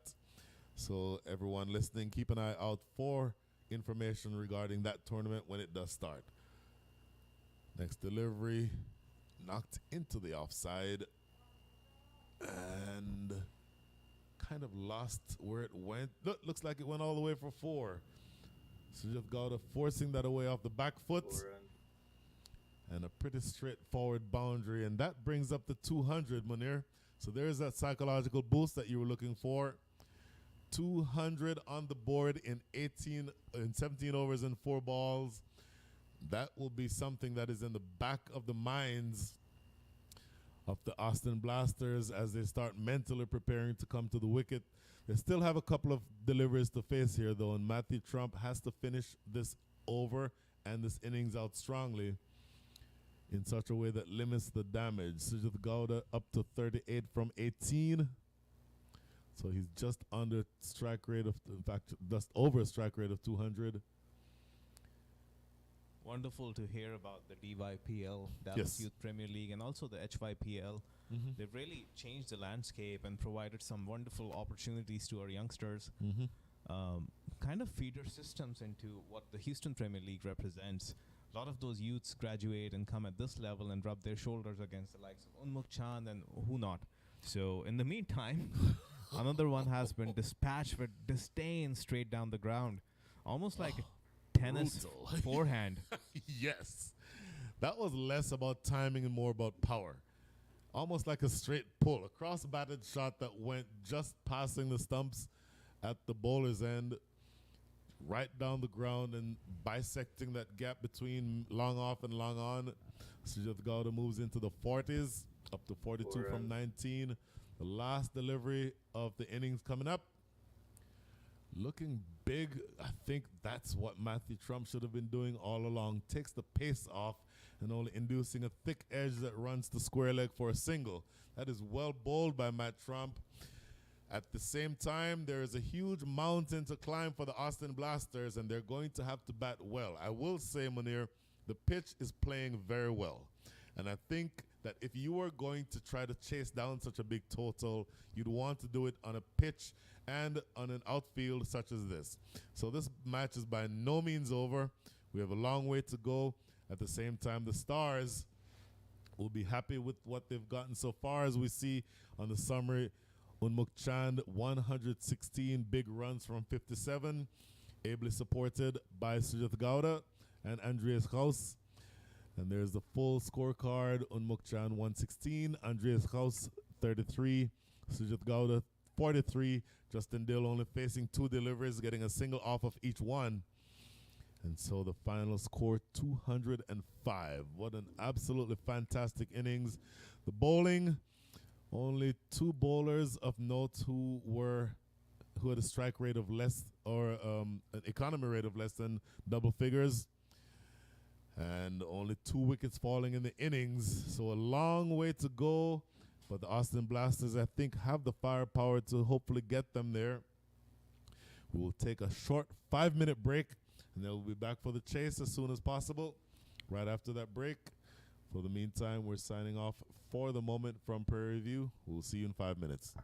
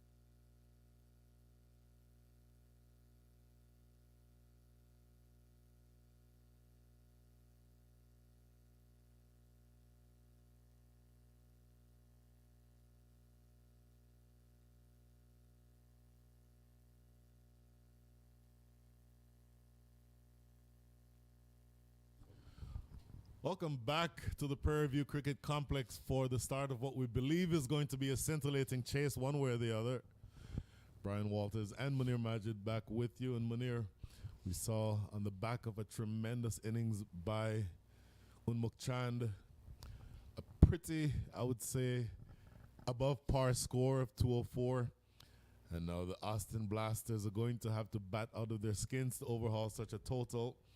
They're doing it with Ryan Scott, the man they call Chris Gale Jr., Jamaican, left-handed, big hitter of the cricket ball, and Nikit Kumar, the Austinites. Long way to go, but we're off and running. Some of us Houston loyalists have experienced trauma at the hands of Ryan Scott. Yep. His 100 against Houston Hurricanes comes to mind right away. It absolutely and does. He's a batsman who ticks off. He can make this total look easy. He's that kind of an aggressor. And with him is Nikit Kumar, a local Austin-based player who has been playing a lot of his cricket in the Houston Cricket League. So a good left and right-hand combination. But I definitely see Ryan being the aggressor and Nikit looking to build this innings and bat for the power play at least and going on from there. It's interesting. So the bowling coming from the Forest End is the imposing figure of Coinage Rai. Coinage Rai, a former South African U19 player, 6'5", very quick, very accurate. He will not be easy to score off of. Oh, look at that stroke for 4.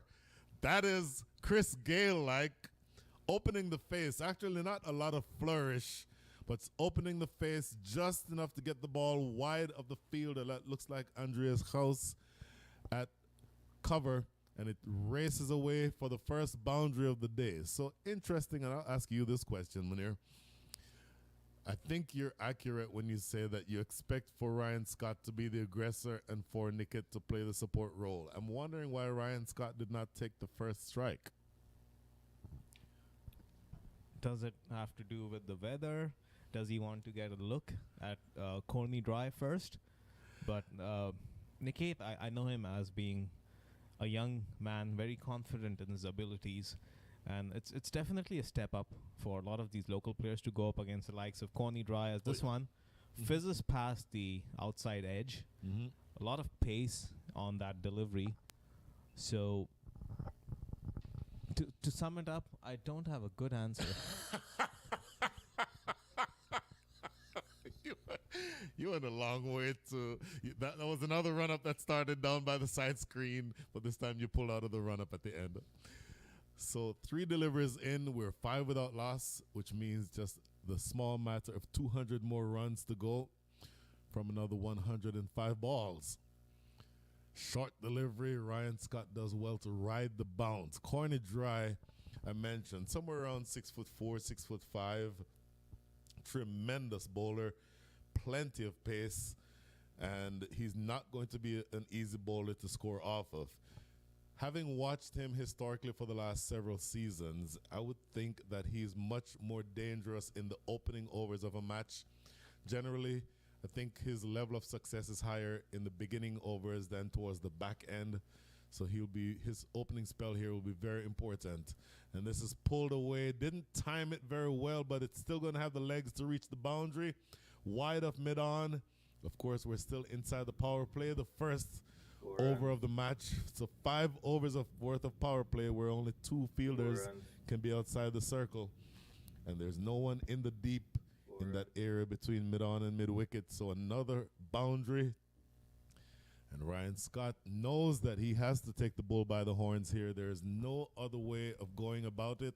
They need to score at the rate of 11.31 runs and over from here.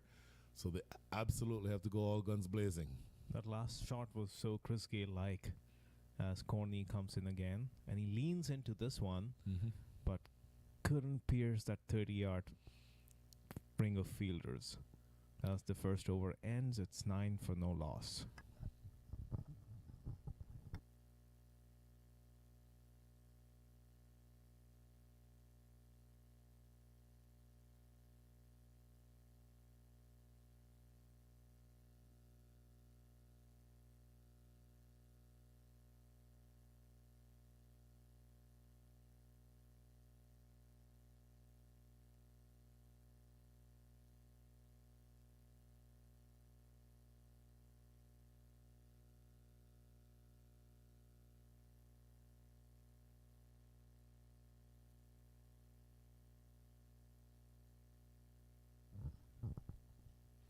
So one over bowled, another 17 to go.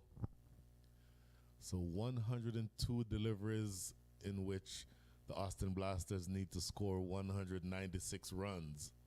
So they're needing to score at the rate of 11.53 and over. So for practical purposes, effectively they need to score 2 runs off of every ball for the next 102 balls. That's not going to be easy. It's a very tall order. And it really isn't going to be made easier by the introduction of another former South African U19 player into the attack, bowling from the highway end. This is Justin Dill. Not quite as quick as Corner Drive, but every bit as effective. And this ball is defended by Niket Kumar. Just down behind square on the leg side for a single. So what's important here, Munir, for the Austin team is that you may not just go up blasting off of Corner Dry and Justin Dill, but it's important that you don't allow any dot balls to build up. You want to look to score off of every ball in any way possible. And then sure, if you get a good ball that you can cash in on, then you go for it. But it's important for them to make sure that the scoreboard keeps ticking over and to not tie themselves down.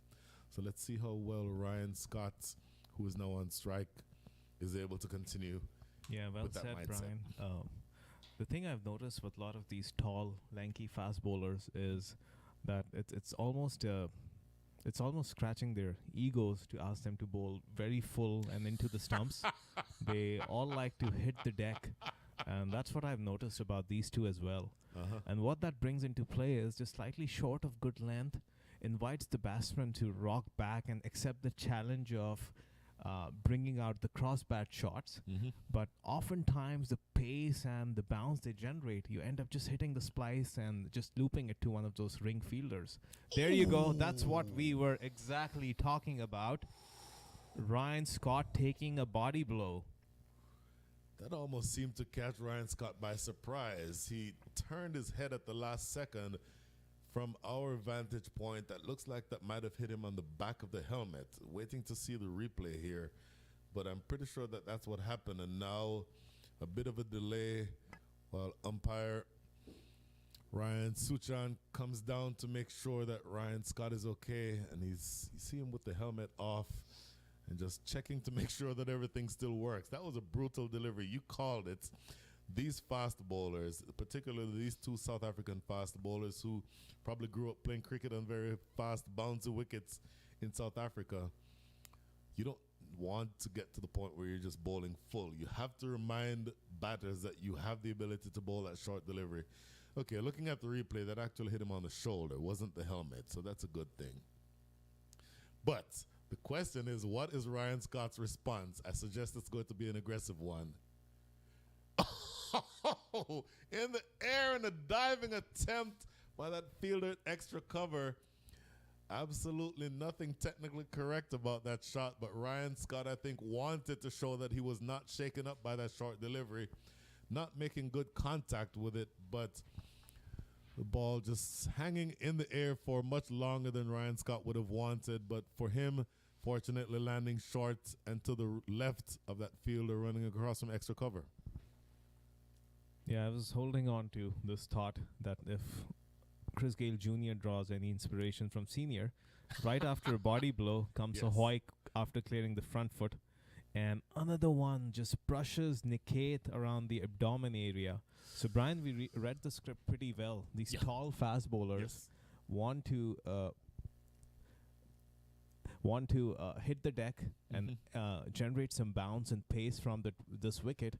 And the batsman, the only option they're left with is they have to clear their front foot and look to bring out the cross-batted shots. But mind you, it's not short enough for those pull shots to come out, pulls and hooks. So they will have to manufacture something. As you see again, Niket stands tall and punches it off the back foot. Nothing comes off it, a dot ball. Well, you know that I'm from an area that values fast bowling. In the words of the former West Indies great Colin Croft, if you want to drive, get a car, because everything is going to be pitching somewhere around the middle of the pitch. And both Justin Dill and Corny Dry are very difficult to to face, and this is driven down the ground. Interesting. That goes against the run of play. He was bowling very effectively, short and quick, and then he floats one up on a length. And good credit to Niket Kumar taking full advantage of that and stroking it right down the ground. Maybe looking for a Yorker. And looking at the replay here, Niket Kumar taking full advantage of this ball, floated up there and runs away for 4. So that concludes the second over. After 2, the score is 15 without loss.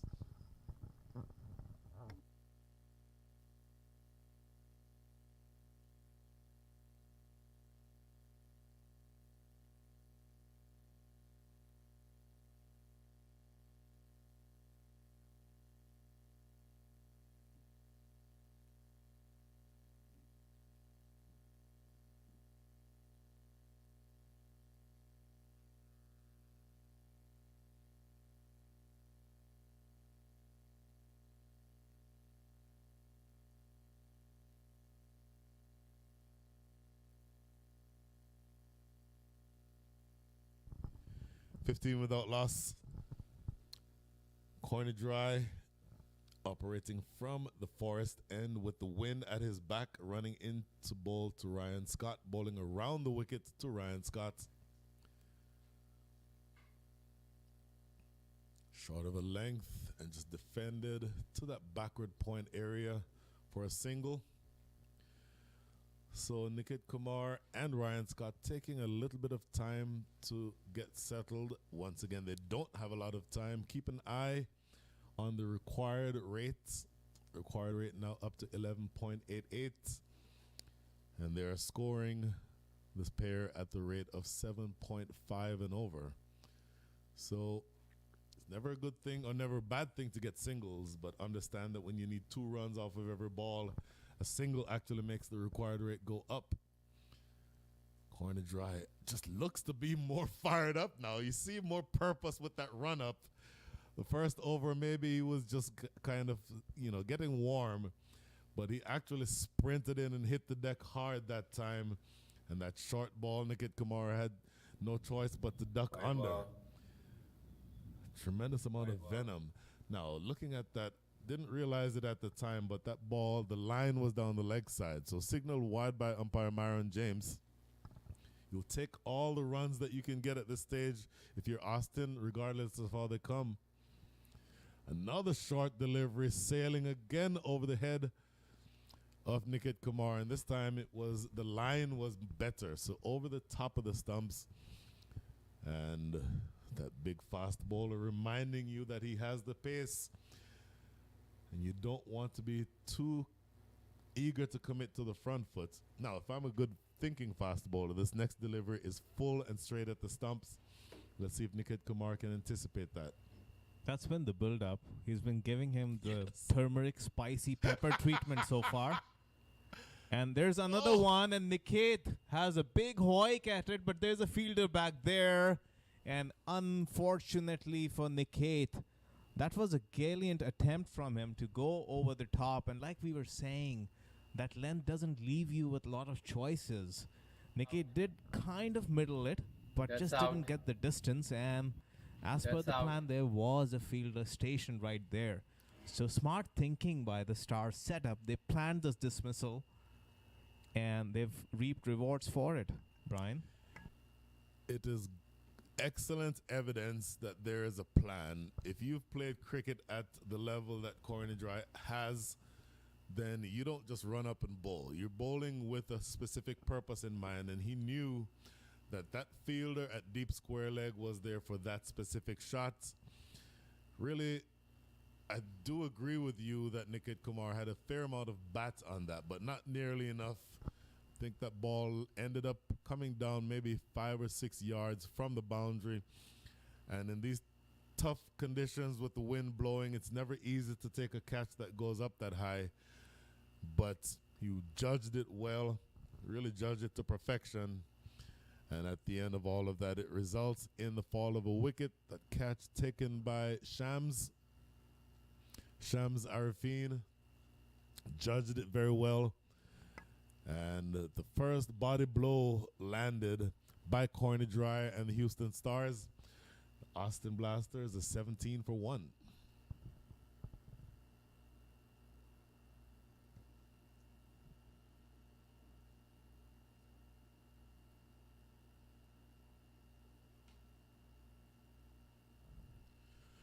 So the new batter is the captain, David White. David White. We have a ton of South Africans all of a sudden. David White, former South African U19 player as well. And he would have played a lot of cricket with and alongside and against Corny Dry in their formative years. And so they know each other's games, you would think, very well. And look at the energy with which Corny Dry runs up and bowls here. I suspect he's sufficiently warmed up. And here he is again, very full and driven into the covers for no run. Corny Dry is really looking like the type of bowler that you expect for him to be. The big fast bowler taking a wicket. This first wicket. And only 9 more, of course, for victory. But I think more realistically, they're looking to make sure that they just restrict the runs. If wickets come, they'll take the wickets. But the priority for them now is just restricting the flow of runs. Corny Dry with the 5th delivery of this over. Short and lofted in the air. Really a nothing shot played by David White. It looks like it actually rushed onto him. And it easily could have been taken at square leg. Didn't quite carry that far, but that short delivery at his body caught him by surprise, Munir. Yeah, like we've been saying, the thing about that length, when it especially comes from somebody that tall and who's generating that kind of pace and bounce, you're forced on that back foot. But at the same time, there's pressure of the scorecard. You just can't defend off the back foot. You have to play those cross-batted shots. At least that time he rolls his wrist and keeps it on the ground. But the previous delivery, that's generally what you see. It rushes you. It doesn't hit the middle of the bat. It rushes you towards the splice and the handle. You get it high up, and you end it looping to one of those fielders in the circle, like it happened to Niket. And even on this last occasion, it was a close shave. 2 runs and a wicket. You will take that 7 days of the week if you are the captain of the Houston Stars. Corny Dry with a brilliant over, and Austin Blasters are reeling. The required rate is now up above 12, and the score is 17 for 1.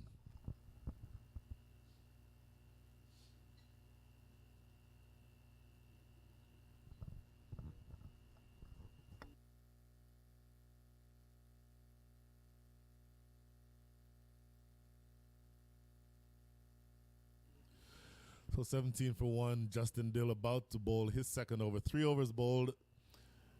And the run rate now down below 6. 5.67. Justin Dill and Corny Dry bowling very well. Once again, a reminder, the first 5 overs will be the power play overs where only 2 fielders can be outside the circle. This is pounded wide of mid-wicket. Ryan Scott's stand and deliver style. And no one in the deep out there. Once it got past the inner circle, that's Captain Adnan Haroon, who's standing at mid-wicket. But he could only watch as this ball sailed away to the boundary. So it's getting to the point, Munir, where the hitters or the batters for the Austin Blasters are going to have to just decide to take the bull by the horns. It doesn't make any sense to poke around and end up with wickets in hand and losing by 80 or 90 runs. They need to give this an opportunity to go after this target. Only another 184 runs to get. And a good delivery by Justin Dill in response has Ryan Scott on the back foot just defending into the covers. Yeah, Brian, you bring up a good point. The Austin Blasters have a lot of stakes on this chase. Their tournament, their qualification in the next group of semifinals is on the line. So they have to go down fighting if that's the script. And knowing Ryan Scott, I think he's going to lead their charge. His stay at the crease is extremely important to the Austin Blasters' cause. Justin Dill charges in again, and he comes down the track. Did he roll his fingers? It came out slow out of his hand. That certainly is what it appeared. Now, if you're Ryan Scott, your strength is hitting through the line, and I think if you attempt to come down the track, that takes away from your strength. I think I would much, if I were an Austin fan, because clearly I'm an objective guy here, so I'm not rooting for Austin necessarily. But if I were to want to see the best thing that happens for Austin, I'd want to see Ryan Scott more in stand and deliver mode. Kind of like that, driving it down the ground, not timing it very well, so he can't beat mid-on. But I think he's a much more effective batter when he remains still and then trusts his body and trusts his hands to go through the line of the ball. He's a much more effective batter in my mind when he does that, rather than looking to run down the wicket to a pace bowler. Yeah, he's showing a lot of intent, and I think this is really the pair for the Blasters in the form of David White and Ryan Scott. Lot hinges on these two if they have to make anything out of this chase and get close to that mammoth target of 206. David is also known for his power hitting. David White, a tall man. If you saw him before the game started, you'd probably think that he was more of a fast bowler than you would a top order batter. But really long arms, has great reach, and quick hands. So look to see what he does with these short deliveries. He's played off the back foot. So managing to keep this pair quiet so far. One boundary from the very first delivery of this over, and now one ball remaining with just 5 runs coming from the over so far. So bear in mind, as I mentioned, they need to be scoring at the rate of almost 2 runs. In fact, from this stage, more than 2 runs off every ball. So a run rate overall of 5.74 and over is not going to work. Bang! There it is. That's what I was looking for. Quickly onto that short delivery and pulling it away in the gap. Maybe didn't time it as well as I thought off the bat, but it still goes away for 4. The Austin Blasters are going to need much more than that, but the captain, I think, and his opening bat are going to take the bull by the horns from here on. They absolutely have to. At the end of 4, the score is 26 for 1.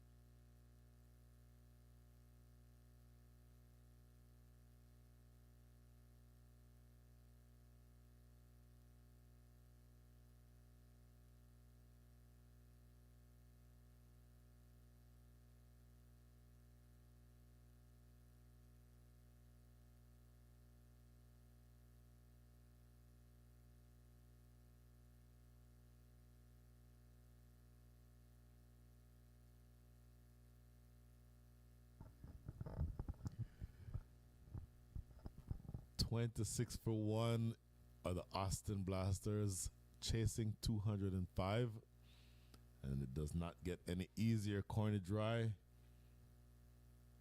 about to start his 3rd over, bowling to Ryan Scott, bowling around the wicket to Ryan Scott. This is another strength of the Stars, this opening pair of bowlers as Corny comes in. Hammered. That is a great sliding stop. Now, interesting that you would think, why is a big fast bowler operating with a sweeper on the offside during the power play? Well, I think you saw your reason right there. He's looking to maybe not bowl short because I think he expects for Ryan Scott to be able to jump on those short deliveries.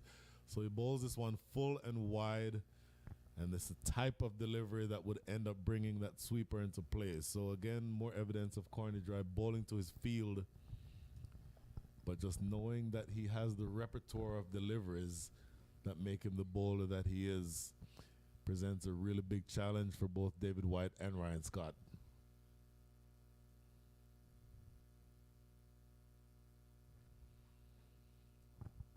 dot ball as this ball is just knocked into the mid-wicket area.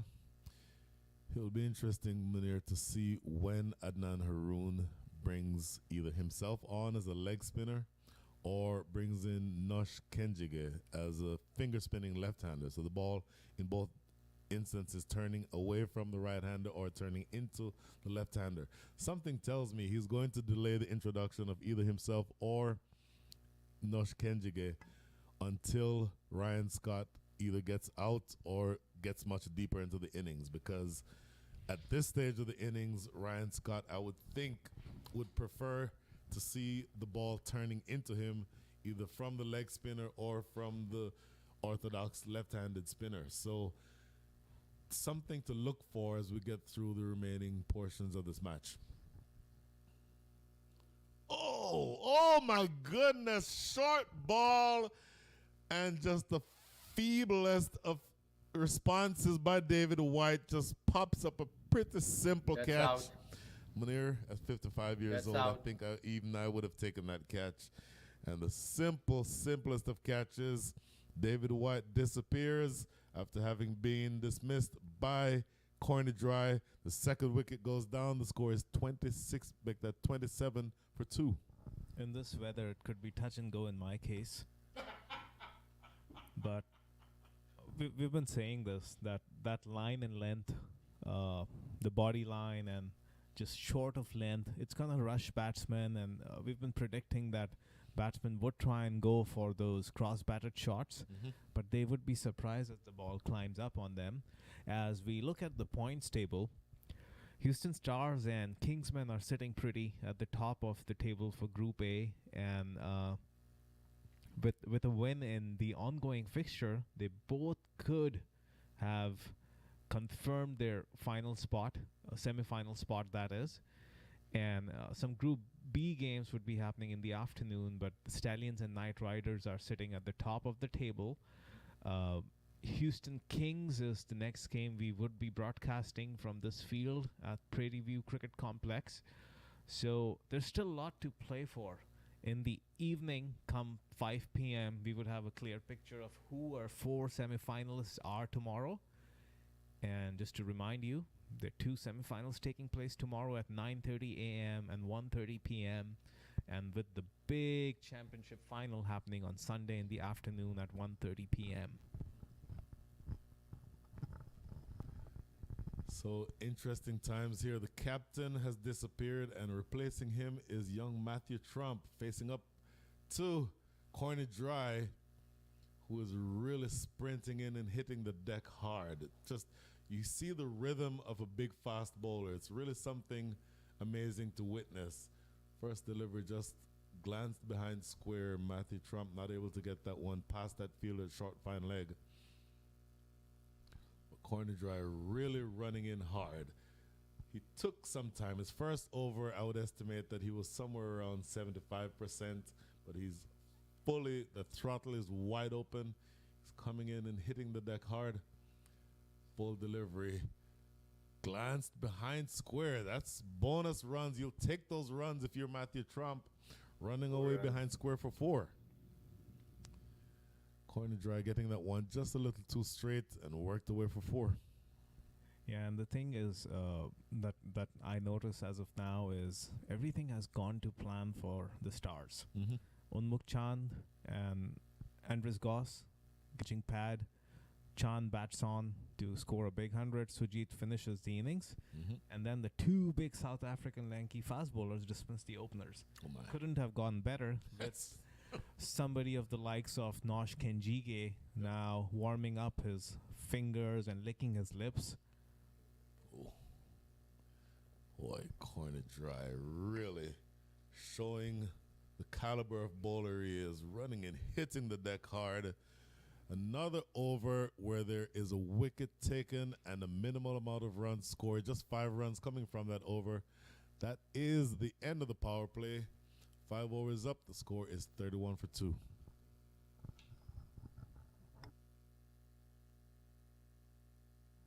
Houston Premier League 2023 is brought to you by Turmeric Indian Cuisine and Bar located in Katy, Texas, across from Costco Wholesale. a new establishment in Katy, offers you wide variety of Indian and South Indian cuisine. Come check them out for all your private events, for your catering needs, and for your regular dine outs on Fridays and Saturday evenings, or for any time of the week for that matter. Turmeric Houston Cuisine and Bar, the proud sponsors of Houston Premier League 2023.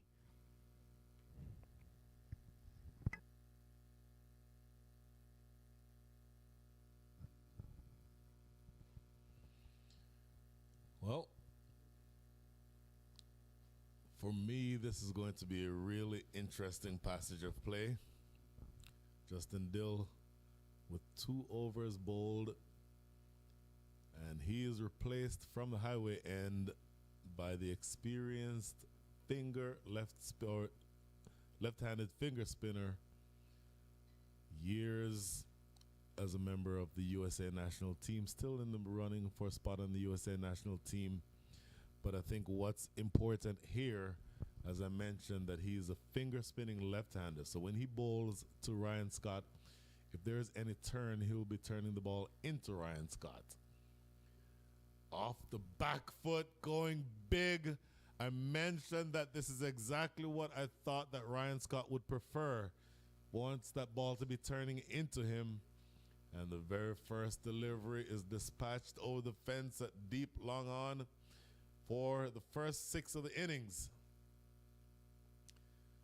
So Nosh Kenjige bowling around the wicket to Ryan Scott, I think to attempt to take away some of the leverage where he can't open his arms up, but didn't get that ball exactly where he wanted it. And 1 ball results in a 6. Nosh Kenjige, a very, very experienced bowler. So it'll be interesting to see what his response is here. Now, interesting, Munir, that they would have not only brought Nosh Kenjige on to bowl to Ryan Scott, but he's bowling into the wind. So if Ryan Scott elevates the ball, it will be going down in that area, and the wind will help carry that ball. So, we have the easy job. We're just here describing what we see, but I'm wondering why that would have been the choice made to bring Kenjige from that direction, bowling to Ryan Scott. Looks to sweep. What happened here? Did he inside edge it onto his stumps? I think he did. So forget everything that we just That's said. out. Nosh Kenjige has knocked over Ryan Scott courtesy of an inside edge. It appears that ball trickled up the inside edge and rolled behind Ryan Scott and disturbed the leg stump. So the 3rd wicket goes down. Nosh Kenjige gets his revenge, and Ryan Scott walks back to the pavilion, having been dismissed for 22 from 17 with 3 fours and a 6. That's wicket number 5 for Nosh Kenjige in this tournament. In his very first game last evening, he picked up a 4-for, and there was no doubt that Nosh is going to be one of the strongest contenders for the highest wicket taker, the best bowler, or if he had one, the purple cap in this tournament.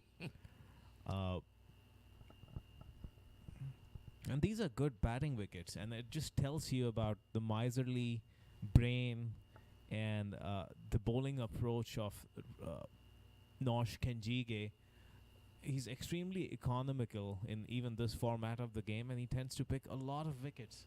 Batsmen do come after him, but he's not that kind of a customer. I think if I have to pick one bowler in this lineup, in the Stars lineup, although in my personal opinion, it's my bowling lineup of the tournament with those 3 spinners and the 2 fast bowlers. But I think Nosh is the biggest threat. If you are going to play out one bowler, not that you have a choice now. Sure. You're chasing 206. Right. But Nosh is that biggest threat in this bowling lineup. Brian, your thoughts? Well, I don't know if you want to know my thoughts, because I argued against bringing him on to face Ryan Scott, and he knocks over Ryan Scott in the first over. But he is, I did say this, he's a thinking bowler, he's a very intelligent bowler, and he's able to make just minute adjustments as needed to get what he needs to have happen. Now, this is young Majid Zubair. So we talked about the youth brigade. Two members of that youth brigade are at the wicket, Majid Zubair and Matthew Trump. Matthew Trump 4 from 3. And Majid Zubair now just getting off the mark, knocking that ball down to long off. You know, Brian, I'm a big believer of how T20 strategies work in the thinking room. And one of the strongest, I guess, principles which teams like to work off of is matchups. We saw the big two, David White and Niket, being dismissed by those opening fast bowlers. Taking nothing away from Unmukt, but he has been a step above every other bowler, every competition that's come in this tournament in front of him. That's an exception. But just because of those matchups, I've seen captains hold back on bringing their spinner just because there's a left-hander batting. I won't put a left-arm spinner against him. Often the script doesn't play out that way. If you've got a bowler of the stature, of the skill of Nosh, he can go on and get the wicket of any batsman in this tournament, be it even a left-hander. And an interesting addition to what you just said, the dynamics of the match that are in existence also play into that. Because he knows, meaning Nosh Kenjige and Adnan Haroon, the captain, that Ryan Scott is going to want to have to score quickly. And so he knows that that sort of eager approach might work against him. And in this occasion, that's exactly what happened. So this is a new bowler. This is Taha Syed, and he's greeted immediately by a well-timed drive through the covers for 4. So a long way to go here. Austin continues to fall behind with that required rate now up above 13. But if you have a bat in your hand and you have wickets in hand, this is a reverse sweep, and Majid Zubair gets consecutive boundaries to start this first over from Taha Syed. So I started saying, if you have a bat in your hand, you have the ability to do some damage. And Majid Zubair is not the type of player who wants to die wandering. He's going to go for his shots, particularly if you're in the position where you have to go for your shots, which is basically where Austin finds itself now. Majid, I think, has full license to be as expressive as he'd like to be, and I think he's taking on that role. What we know of Zubair Jr. is he's a flamboyant player. Yep. Taha comes in again. He doesn't like to take the easy route. He doesn't like to make obvious choices. And we've known him for so many years, and we've seen him play in this tournament. Sure. Each inning of his, when he does score runs, is a statement. And very early on in his innings, he's just faced like a couple of balls, brings out the switch reverse hit, the sweep of the finger spinner. Yep. So that totally ties in with what we know of Majid Zubair.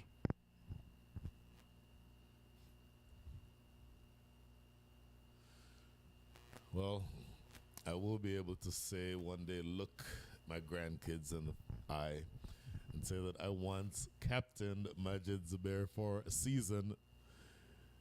It was towards the back end of my own playing career, but just tremendous talent. This is lofted, catchable in the deep. Oh, it goes right through the hands.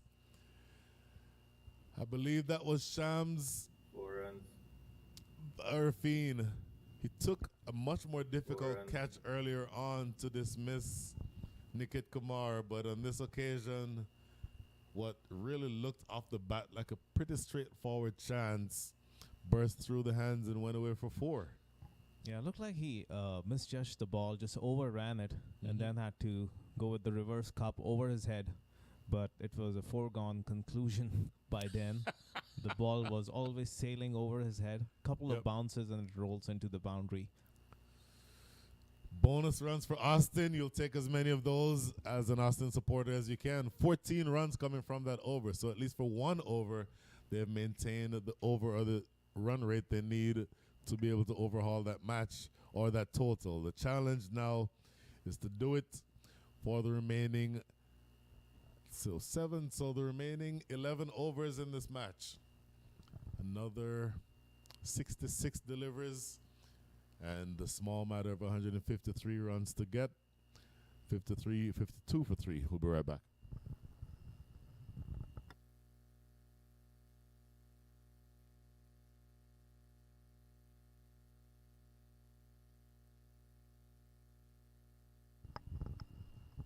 Oh, Munir, that was as quick a break between overs as I was ever seen. Nosh Kenjige already with the ball in hand has already delivered one. Make that now 2 deliveries here in the 8th. Just jogging through for a single. Some of the finest spinners in the game, they possess a quality which is not just about the skill with the ball, but what they do between balls. And oftentimes we've seen some really good thinking spinners like to rush batsmen. Nosh is one of them. It's interesting. So Nosh's variety comes in several forms. He will flight some, he will push some through, some he'll bowl full, some he'll bowl just short of a length. But every once in a while, he'll release that delivery from about 26 yards. I don't know if you've ever noticed that. Almost where he's directly in line with the umpire.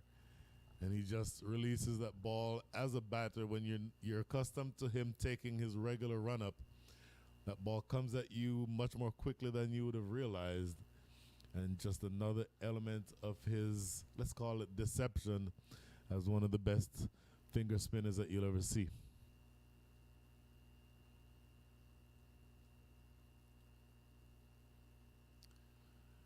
And that is a dot ball that ends a very quick 8th over. My goodness, that over probably lasted for all of 40 or 45 seconds. And that is the end of 8th. The score is 55 for 3, and again, the small matter of another 150 runs needed for victory by the Austin Blasters.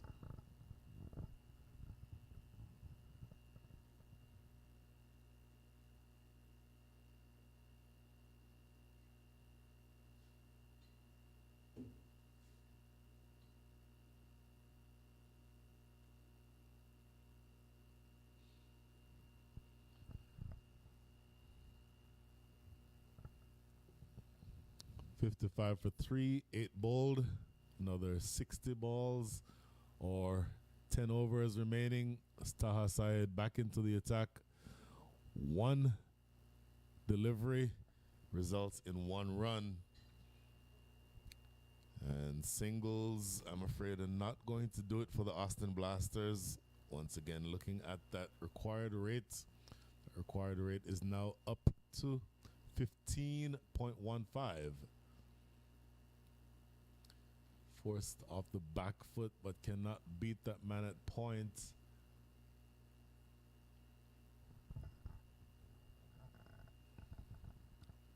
Very, very long way to go here for Austin.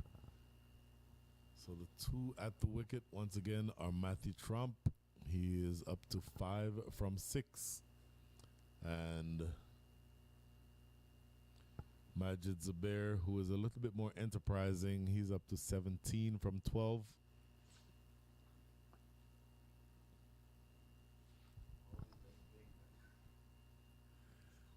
And Taha, who started his career as a seam bowler, these days one of the better finger spinners that you'll find anywhere, and this is struck right back at Taha Syed by Majid Zubair. Taha gleefully snaps up the return chance, and yet another wicket goes down. 4 down now for Austin, 57 for 4. A long way to go, just got further away because Majid Zubair, who had made some impact with some hitting and maneuvering the ball around, but this time not able to get that ball past Taha Syed. Pretty straightforward return catch. He snaps it up and celebrates. Austin is now 57 for 4.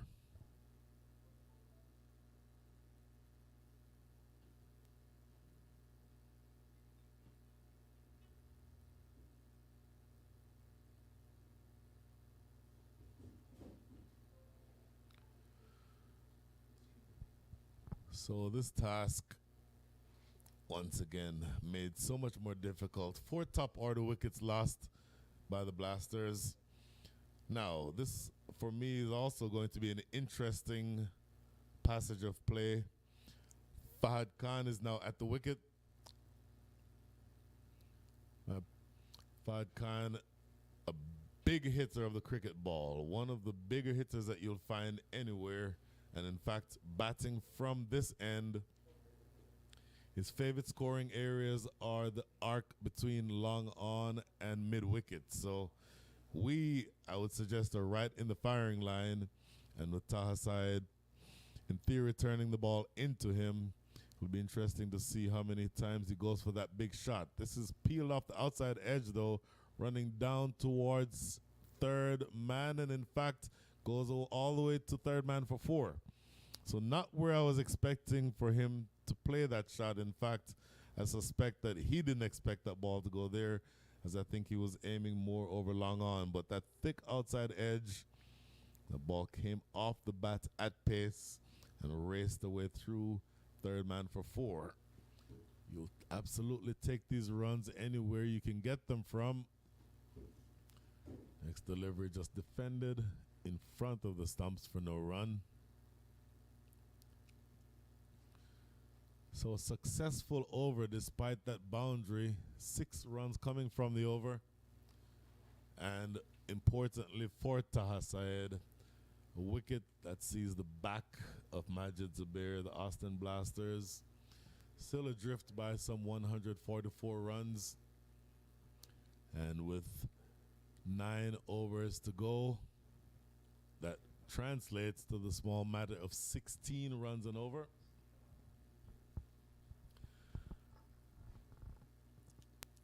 Matt Trump at the other end, 6 from 8 with a 4. And this again is going to be Nosh Kenjige. Both 2 overs so far. Picked up 1 wicket for 10.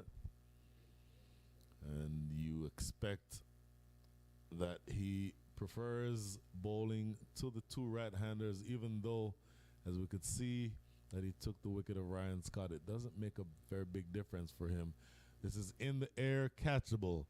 Captain Adnan Haroon pouches it, pretty straightforward chance. And Austin slips further and further toward what appears at this stage to be a pretty significant loss. The 5th wicket goes down. Matthew Trump holds out. Tried to go big, but only ended up skying a pretty simple catch to Captain Adnan Haroon. Nosh is just stat padding now. Wicket number 2 for him in this game. That's on the back of Unmukt Chand's 100. Kind of a very similar script as yesterday. Starts with Unmukt's 100, get to a big total, bring Nosh in, do the cleanup. And stars are sitting pretty again. But Brian, I must ask you, since you especially are very close to that Austin setup, this is the first time for a team from Austin actually playing a big Premier League or a big private tournament. A lot of their local players are at the core of this team, and that was really the plan which the owners, Alok and his group, had in the first place. They've found this a challenging tournament. Some of the locals have really come to the party. They've scored some runs. There were some players who ticked yesterday. But overall, this campaign, what kind of a learning experience you think they can take back, and how does this benefit Austin cricket in the bigger scheme of things?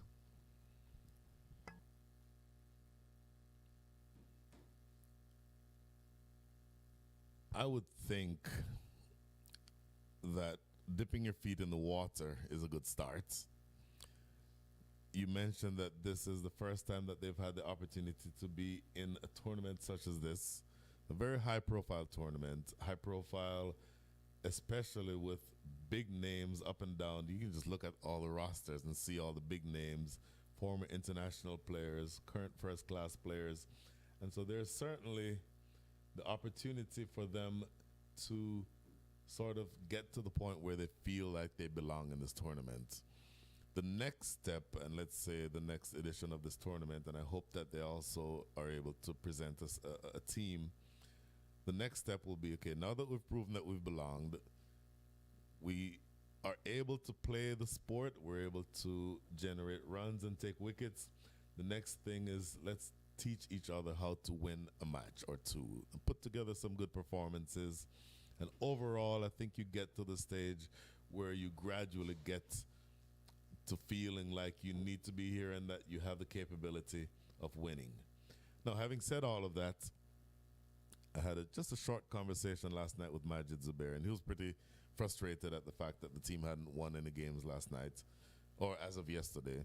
And as it appears now, they will likely be going down to a pretty heavy defeat here.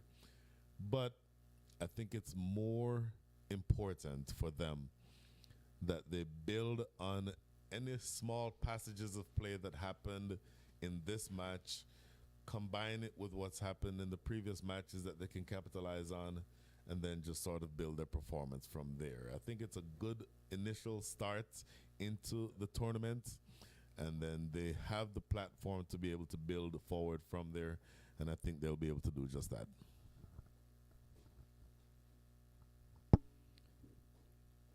And in fact, that is the end of the over. 10 overs bowled, 8 more to go. The score is 64 for 5. And at this stage, it's just a matter of knowing what the final difference in score is going to be, because the Houston Stars appear to be on the way to a pretty heavy defeat or heavy victory over the Austin Blasters. So this will be Taha Syed again, if my 55-year-old eyes work the way that they should. Yep, this is Taha Syed again bowling. Struck in the air, wide of long off. That looks like Justin Dill out there on the boundary, and just keeps the damage to 1 run.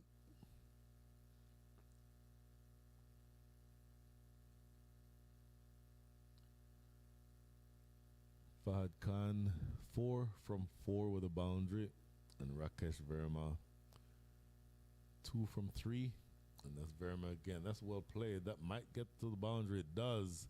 Struck powerfully on the ground through the offside to the left of extra cover, and then the sweeper out there on the boundary not able to get across in time.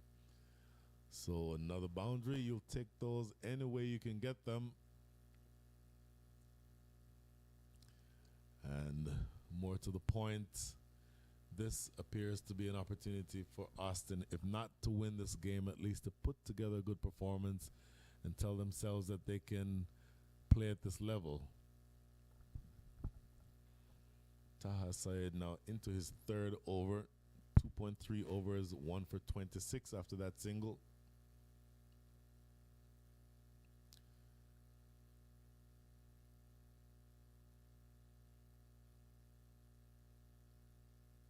Again. Ooh, looking to dab that one behind square. That's corner dry. Standing at first slip. That kept him interested for a while, but no harm, no foul, as they say.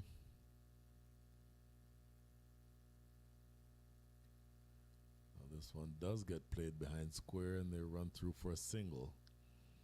So runs coming in drips and dabs for Austin. Very, very long way to go. 70 for 5 is the score, and I'll tell you that it almost doesn't make any sense to continue to highlight the required rate versus the actual rate, because as of that last delivery, which is a dot ball, and that closes things out here in the 11th, score of 71 for 5 means that there's just a small matter of 18.7 runs and over to go for victory. Is it doable? Absolutely. Is it likely?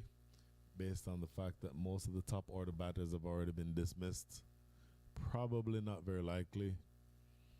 And as I said earlier, Munir, it's just a matter of Austin team putting some good performances together in 2 or 3 over spurts and convincing themselves that they can last at this level. This is Kenjige now in the lofted delivery and it's squirted off the edge. Boy, would you have wanted to see the fielder point charge in with more purpose than that? Jogged in for a few steps and then decided pretty early that he was not going to be able to get that catch. I don't know if Nosh Kenjige will be very, very happy with that effort. Slow through the air and another wide. Nosh Kenjige has bowled a few wides. I think more so because he's trying to throw that carrot out there and try to see if he can get these batters to go for the big hits. Very full now. Driven down to long off. Jogging through for a single. That's all they'll get. And really, with a few exceptions, that's pretty much the only mode of scoring in the last several overs, which explains why that required rate is climbing. This is played off the back foot. That's corner dry, sweeping out there on the boundary. Check that. That is Justin Dill sweeping on the boundary. Corner dry standing at slip. But just another single. Big hit. Where is this gone? In the air, not far enough. And a straightforward chance taken at mid-on. Let's call it somewhere halfway between mid-on and long-on. Roughly half or the 50% of the distance covered between mid-on and long-on. And it landed directly in his lap for yet another catch and yet another wicket that goes down. Austin slipping further and further into the mire. 6 wickets are now down. The score is 75 for 6. And I said a couple of minutes ago, it may just be a matter from here of knowing what the exact final score is going to be. Because as a contest, this one appears to be over, Munir. Yeah, it's been a foregone conclusion in the last half an hour. But we as organizers, supporters of growing local cricket, can only expect that the learning Austin are likely taking back from this little expedition in the last 3 games is going to help them grow their cricket leaps and bounds. It's going to help their local youngsters who are part of this setup, and they can take these learnings and pass on to their academy mates and teammates, and they continue to be a part of Houston Premier League and use this platform. As Kenjige continues with his miserly left-arm orthodox. A single taken puts Inosh on strike. Inosh is a youngster. He's just about 20 odd years old, and he's been also part of the HPL for the last couple of seasons. I recall him playing for the UMMC Knight Riders in the last season. Decent all-rounder. He's known to be very athletic in the field, runs around, does the cleaning up a lot of times, pushes this for a single. And these are the learnings we are talking about, Brian. Getting to bowl to Unmukt Chand, getting to face up against Nosh Kenjige, the kind of opportunities you just wouldn't get in your local cricket day in and day out. Yep. As another over comes to a wrap. The score after 12 is 77 for 6 with 129 required of 6 at 21 and a half a notch and over.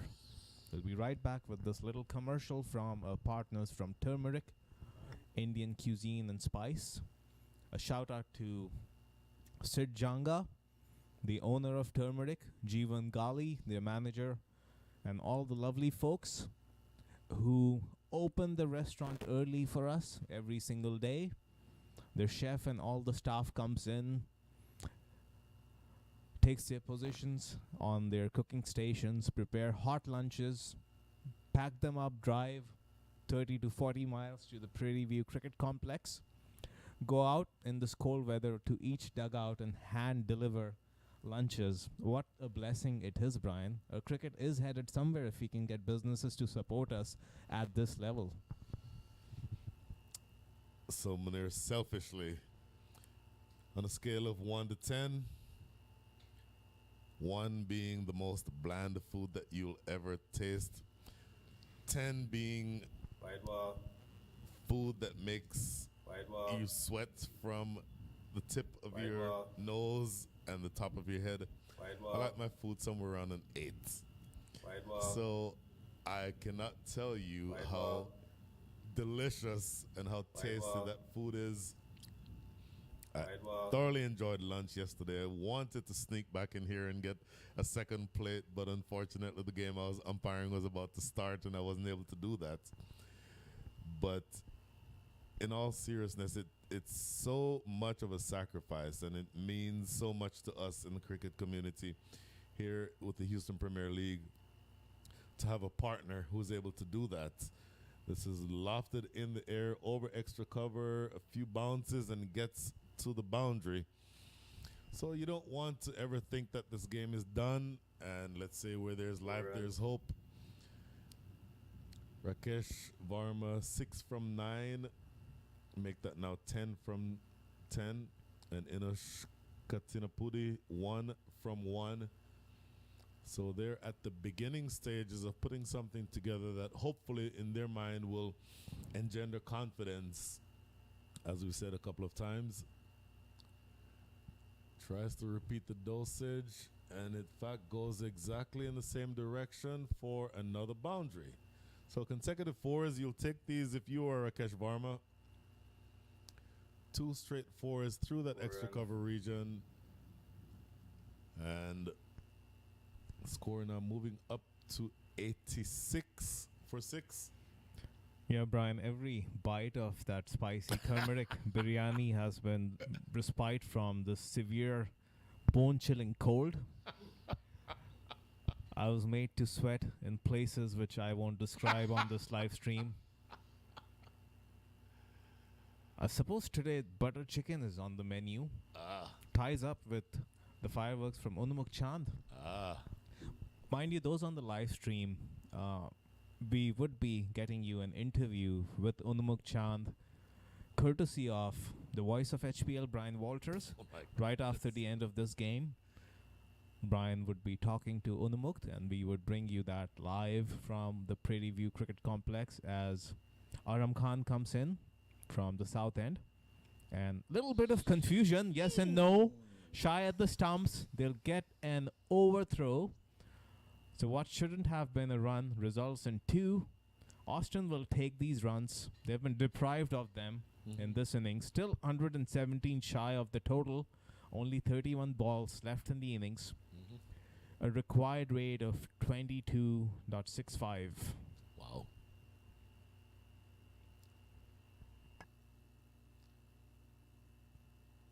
That is cut away for 4. That is a good looking stroke. Inosh Katinapudi opening the shoulders and playing a proper cut shot. The ball races away through backward point for 4. So that represents the end of the over. Score now 93 for 4 6. runs. There's only 30 more deliveries, 5 more overs, and Austin is not even halfway near overhauling that total. So once again, at the risk of repeating ourselves, it appears that this match has been over as a contest for a while, but you just want to make sure that the Austin players are able to put together a good account for themselves. Just continue to make it known that you are here to play cricket and you can actually perform. So regardless of the results in terms of who won or who lost, you want to make sure that you're still able to make a good account for yourself, and I think that's what they're in the process of doing right now. You're looking at the Sawyer Events and Banquets, one of the proud partners of the Houston Premier League, as we are back live in over number 14. Shams Arifin comes into the attack. Hails from Houston, is an opening batsman. There was no way he was getting chance to fill that role when you have the likes of Unmukt Chand and Andries Gous in the lineup. But Shams also happens to be A handy customer with the ball. Bowls left arm. Orthodox likes to flight the ball. Shams comes in. And this is cracked through the covers by Enosh. Long off, runs to his left. Does the cleaning up. Keeps it down to 2 runs. We're ticking close to that 100-run mark. That would be at least something psychological for Austin to take back home from this game. Never say never, Brian. The chances of them breaching this 24 runs required and over mark next to... Well, essentially, you're asking them to score a 4 off of every ball the rest of the way. Is it possible? Yes. Is it likely? Probably not. But it doesn't mean that you don't go out there with a positive attacking mindset. You don't want to be reckless, but you at least want to make sure that you make the Houston Stars work for the rest of this victory. Oh, looking to sweep. I think he was trying to play that much squarer. It just shot off the toe end of the bat and went towards mid-on for a single. And how quickly things escalate in T20 cricket. Within a space of 2 balls, a 4 per ball won't even do the job. They would still come short by about 15. Oh, wow. That's what a dot ball does when you're chasing and the required rate is ever so climbing, Yep. which has been the case. With that single now, it ticks over 26. Wow. So, you get the sense that the Houston Stars, and we were talking earlier about the power of this team, at least on paper. They have not used all of the weapons available to them. Specifically, I'm thinking of the captain himself, Adnan Haroon, who has not yet bowled. And it appears, speak of the devil, as soon as I mentioned that, he appeared, actually no, he's giving the ball back to the youngster, which is a good move. I like seeing that. You want to make sure that anyone who is in the setup, we talked earlier on about the commitment to developing youngsters. Well, if you have a youngster in the playing 11 and the game is this far out of reach, absolutely throw the ball to the youngster and see what he can do. So I like that initiative. And looking to run this behind square. Oh, a little bit of a fumble there, and they get a pretty easy single in the end. Aram Khan possesses an interesting hop and a load up. Jasprit Bumrah light, if you may. That is not different from what you'd expect. And that little twirl of the arms right there. That's very Bumrah-like. I think I like that comparison. Somebody else who I mentioned earlier who did that, except it was about 40 years earlier, Colin Croft used to have a similar type of twirl of the arm right before he delivered. Now his action is very different from this altogether. Colin Croft, as effective a bowler as he was and as dangerous a bowler he was, I don't think that you'll see very many coaches teaching his exact run-up, but at the same time, he has been very, very effective throughout his career. It seems a wicket has fallen. Oh, apparently. Middle and That's went out. straight to long off, and the fielder takes a good That's catch. out. It was really flying. That's So out. you're saying we should be commentating on the game that we're That's watching. out. Is that what you're suggesting, Munir? That's out. It's been an action-packed game. That's out. Blink and you miss. That's been the That's out. order of the day. Yeah. That's out. But yeah, That's out. it's just about a couple That's more out. overs to go, and we've done well with the That's out. timekeeping. There's still 15 minutes left That's on out. the stipulated time slot for this game. That's out. So all in all, That's out. both the bowling sides have put in That's a decent out. effort. The umpires have done a good job keeping this That's out. game up to the time clock. That's out.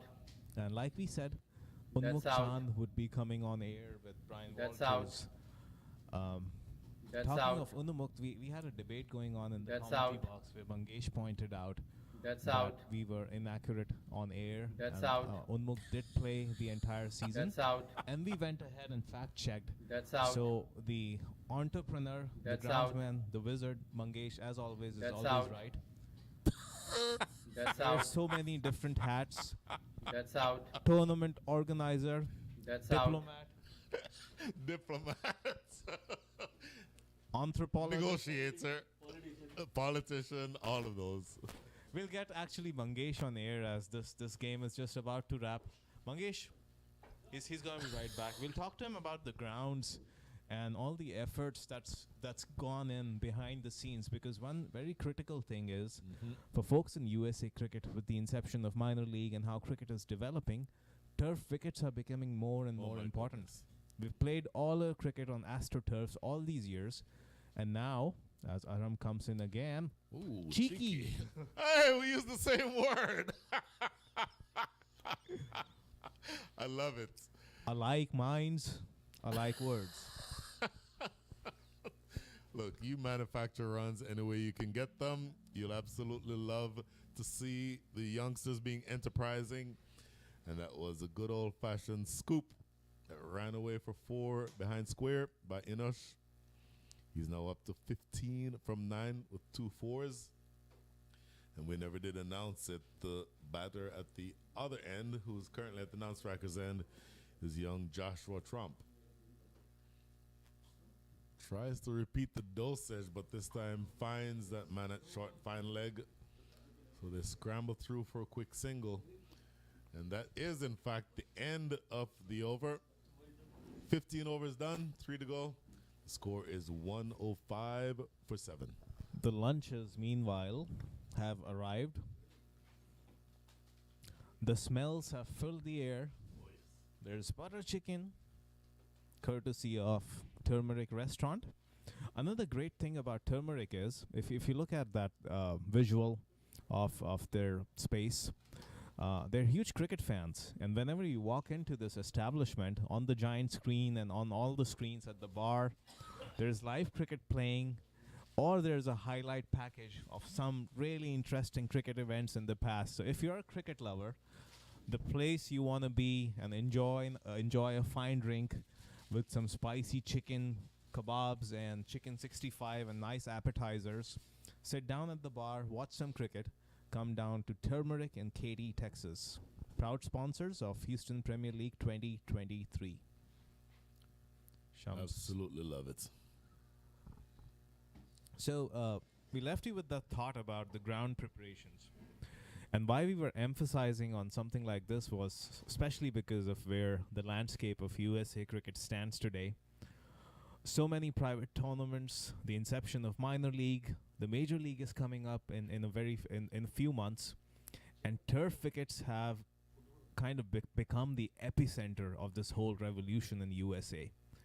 And when you talk of facilities with multiple fields and multiple wickets, there's one name that comes to mind at the top of that list, which is the Prairie View Cricket Complex. And the man behind all of it is Mangesh Chaudhary, who looks after the preparation and prepares all these grounds with his team. So a lot of challenges that do present themselves. As you see, a boundary has been just hit by Joshua Trompt of Shams Arifin. The ball races on that outfield, and the outfields have been lightning fast, Brian. Players like Unmukt Chand are getting their value for runs. The pitches have been pretty quick. They're playing true. We haven't seen any uneven bounce, even in spite of all the rain and moisture that's been around. So pretty happy with overall the quality of facilities that have been offered here. I can tell you, as Joshua Trump rather gets into the action and follows up a 4 with a big 6 over mid wicket. As difficult as the conditions have been for the last several days, and obviously in this part of the country it can be 75 degrees one day and 35 degrees the next. I think you see a lot of work that goes into preparing a facility like this, and Mangesh Chaudhary, who is the one who oversees all of this, and all of his workers, including Norman, who, as we all have said a few times before, is a relative of Azari Joseph from Antigua and the West Indies. They work so hard and put in so much effort to get the conditions just right. And so, having seen what the conditions were like yesterday morning. A fair amount of rain the day before, and so in spots it was damp, and they were here working so hard to get the grounds ready. And then coming here this morning, I made it a point of walking across and looking at the wicket. It was hard. It just looked like the type of wicket that you'd expect a big score on. And that doesn't happen by accident. It takes so much work. It takes so much preparation. It takes so much knowledge. Let's not sleep on the knowledge that it takes to be able to create a facility like this. So if this sounds like an advertisement for the Prairie View Cricket Complex, I'm sorry. Just from an objective standpoint, and exactly as you said, making sure that all of our cricket these days is being played on turf wickets. Having a facility like Prairie View, where there are multiple grounds and each ground maybe has its own little little differences. Maybe that first ground over there, ground number 1, is very grassy, and all of the other areas, all of these little pitches have their own little unique aspects of them. But on balance, I don't think you'll find a better facility anywhere in this country to be able to host matches and tournaments like this as you would Prairie View. Speaking of those wickets, what could be a better advertisement for the facilities? Such true bounce. Joshua Trump stands tall and just goes through with the motions. Over cover for 4. What a shot from the youngster. Ooh. And now he's improvising. He's showing his full array, full spectrum of shots, going from cover, now switches over and turns it behind square leg. No fielder there. It's almost on the 290 highway. There's some serious retrieving some of these players are having to do. Yep. Stars have another game coming up after this. That would be their game number 3. And let's remind you that at the end of those third game for each of these 8 teams, which would happen this evening, come 5:30 p.m., we will have an updated point table with our 4 semifinalists. Mind you, Houston Premier League 2023 comprises of 8 teams who are grouped into 2 pools. The top 2 teams from each pool advance to the semifinals tomorrow, as Joshua Trump is making merry amongst despair for the Austin Blasters. 3 boundaries in a row, 1 over cover, 1 behind square leg, and this one over cow corner. Well, it's never a bad thing in any form of cricket to score 14 runs from 3 consecutive deliveries. And while this match, again, at the risk of repeating ourselves, has ceased to exist as a competitive match in the last several overs, there's still runs to be scored, and those runs that you score still count against your name. So Joshua Trump doing what he needs to do to make sure that anyone who is watching knows who he is and knows what he can do. 72 is required of 9 balls now. 9 eighters will do the job. Another lofted drive. This one more a thick outside edge. I think he was aiming over extra cover. Flies though away over the top of that fielder at backward point. So 4-6-4-4. Joshua Trump racing now up to 32 from 10 with 3 4s and 3 6s. Small matter of 44.67 runs per over required to win this game.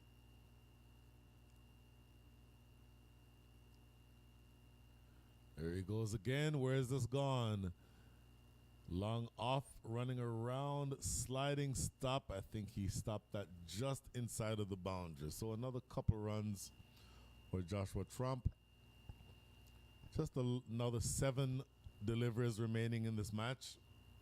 So, Brian, remind me, but if I'm correct, the Trump brothers are divided across town when it comes to the minor league. 1 plays for Houston Hurricanes and 1 for more. Dallas Mustangs. And that's another 4 again from Joshua. That's a 6, in fact, this time. From Joshua Trump, he's raised on to 40 runs of 12 deliveries. 6 runs. So 26 from that over. That's a handy amount. 6 runs. yeah, the battle of the under-21 emerging. 6 runs. Aram Khan versus Joshua Trump. Joshua 6 comes runs. on top. So this predicament for the parents, 6 runs. Mr. and Mrs. Trump, to drive one kid down to Houston for the Hurricanes and the other one up in Dallas.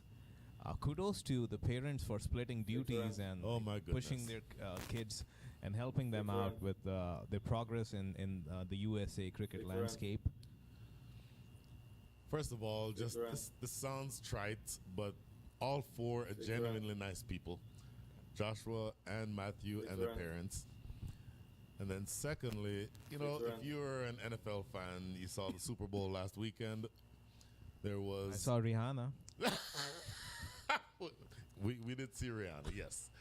But the point I was making was that there was Travis Kelce and then Jason Kelce. Opponents, for the first time in a Super Bowl, brothers meeting each other on the field of play for the championship. I would like to think that something like that could happen as Joshua Trump continues absolutely slaying the bowling. He is now up to 46. Another huge 6 over backward square leg. My goodness, I'll tell you what, 46 from 13. Is there a slight twist in the tail? Nothing will change the eventual result, but can Joshua Trump put together 50 here in 14 balls? Stroking it down the ground and 4, and that is his 50. What a tremendous deliveries. innings. He's been giving Shams some kind of hiding. Shams was first appearing from behind the umpire. Now he's got a camouflage hoodie. But nothing is saving him from what Joshua Trump is doing to him at this point in time. Everything has been flying off his bat. My goodness. Oh, that's a big one again. If there's no fielder back there, and it won't matter. It's carried over the boundary for another 6. Joshua Trump, my goodness. Fearsome hitting by Josh Trump to inject a little bit of excitement into the back end of this match. Obviously, the end result is going to be a pretty heavy victory by the Houston Stars. But Joshua Trump is doing his best to keep our attention. And anyone who is watching, watch this young man for the future, along with his brother, because this is really, really big hitting that we see going on towards the back end of this match. And now he's farming the strike. Actually, what I did notice was Joshua ran down the track to get a single. His partner, Eno, said, you keep the strike for that last ball. I love that. Absolutely Brilliant love from it. these young boys. Yes, yes. Tremendous to see. Wow. Another slog sweep. Toe ends it to mid-wicket. And that concludes the innings. A big... Actually, first we were looking at a win margin of 100 plus. Joshua Trump has left the tournament with a statement. Absolutely. Now, I'll be very selfish and point something out to you that I said beforehand that the final margin of victory was going to be 47 runs. I missed it by 5. I think it's fair that you highlight that. Let me ask you this. I know your close affiliation with Austin. That's where your heart leans, and you predicted that before the start of the game. Would you have predicted the same at the halfway mark? Probably not.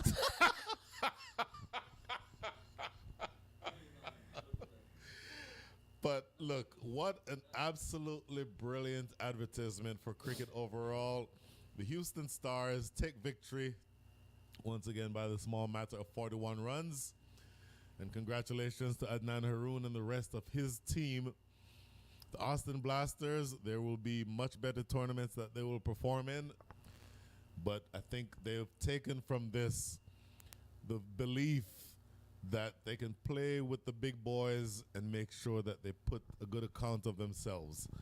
But 41 runs is the eventual difference between the two sides. And the Houston Stars, I think, are looking like a very, very strong outfit going into the back end of this tournament, Munir. As you see this over-by-over chart, Austin were more or less behind when you do comparison. Those blue bar charts are leaping in above those Austin charts.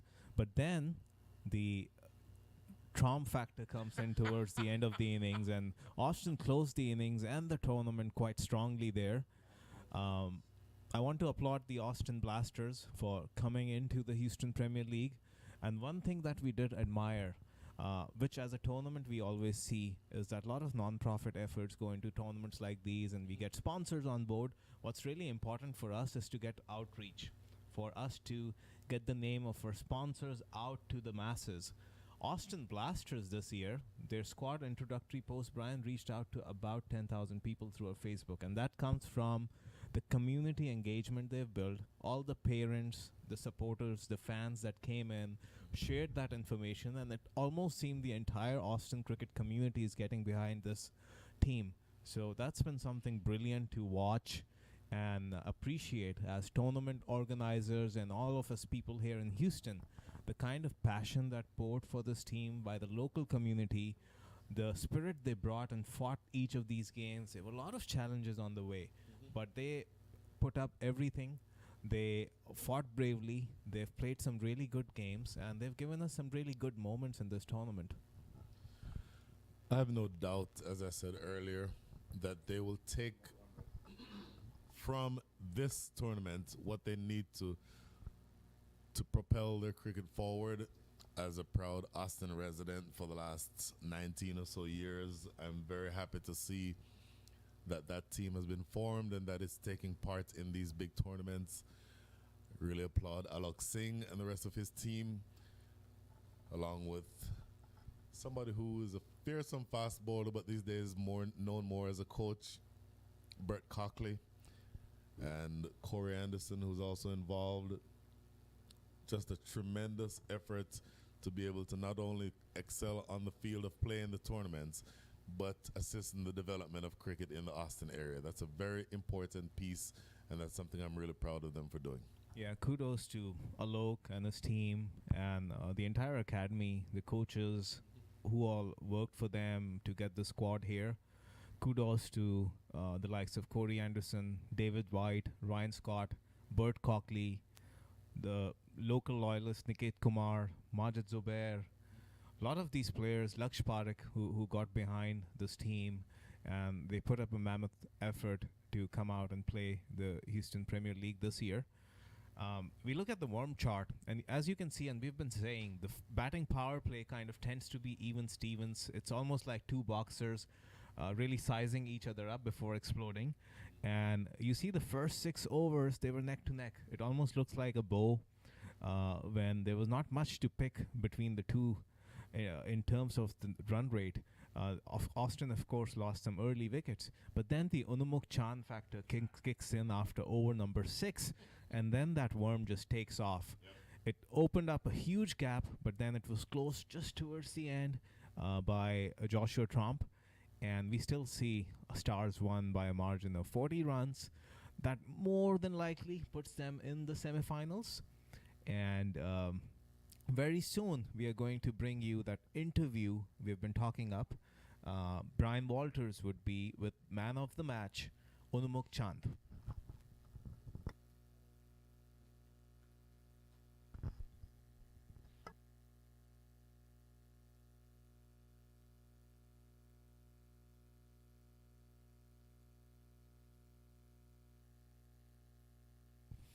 As the big roller comes out, we are rolling the pitches between games today. The second game is going to start after the lunch break. The lunch has arrived courtesy of Turmeric. All the players are now making it back to their dugouts for the lunch. And here we go live with Brian Walters and Unmukt Chand. Here with the man of the moment, Unmukt Chand. From memory, 112 from 55 or something. The numbers don't matter. You just scored 2 consecutive hundreds. First of all, tell us a little bit about what it means to you to do just that.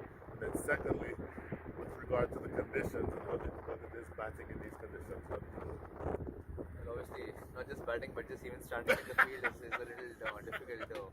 Yeah. Considering the weather, it's pretty harsh. I'm sure it's not meant for cricket.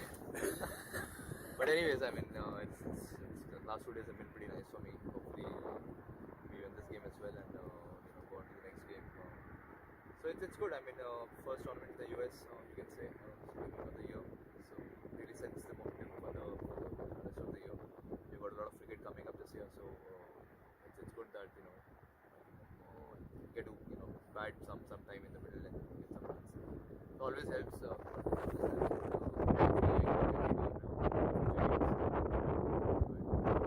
Something that came to mind as we were talking. You scored 100 in the second game yesterday. So how much of your ability to score 100 in this game today was sort of a carryover from the innings that you had last night? Obviously, it helps when you get 100 the previous day, so the confidence carries over, and that's what you want to carry on. I mean, I don't want to think about last day's shots and all those things because then you try to do something different. But just the confidence carries over, and just the belief that also playing in the same ground, knowing the conditions and knowing that it's important to play the first few overs nicely because it's really cold, so the body takes time to sort of adjust to the conditions in the cold weather. So once that is done, and once my shots started coming in, I was pretty confident about the areas which I need to target because the wind is pretty harsh, and it's important to play with the wind areas where I can feel that I can really put the ball out of the boundary. So that really helped, and I'm just trying to do that. And sometimes it clicks, sometimes it doesn't, but hopefully it does. And good thing it's clicked in the last 2 days. Well, it certainly clicked in the last 2 days. We're about to get the match started again. Won't take any more of your time. Excellent innings. Thank you. We'll talk to you soon.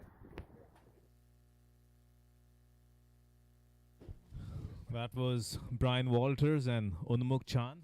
With that interview, he received the Man of the Match award. He now leads the scoring chart with 2 back-to-back hundreds. We'll be bringing you a lot of stats from this tournament.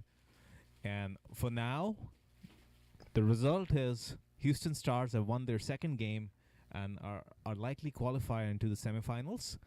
We would be coming back to you live at 1:50 p.m. with the next game from the afternoon set of games today. Stay tuned.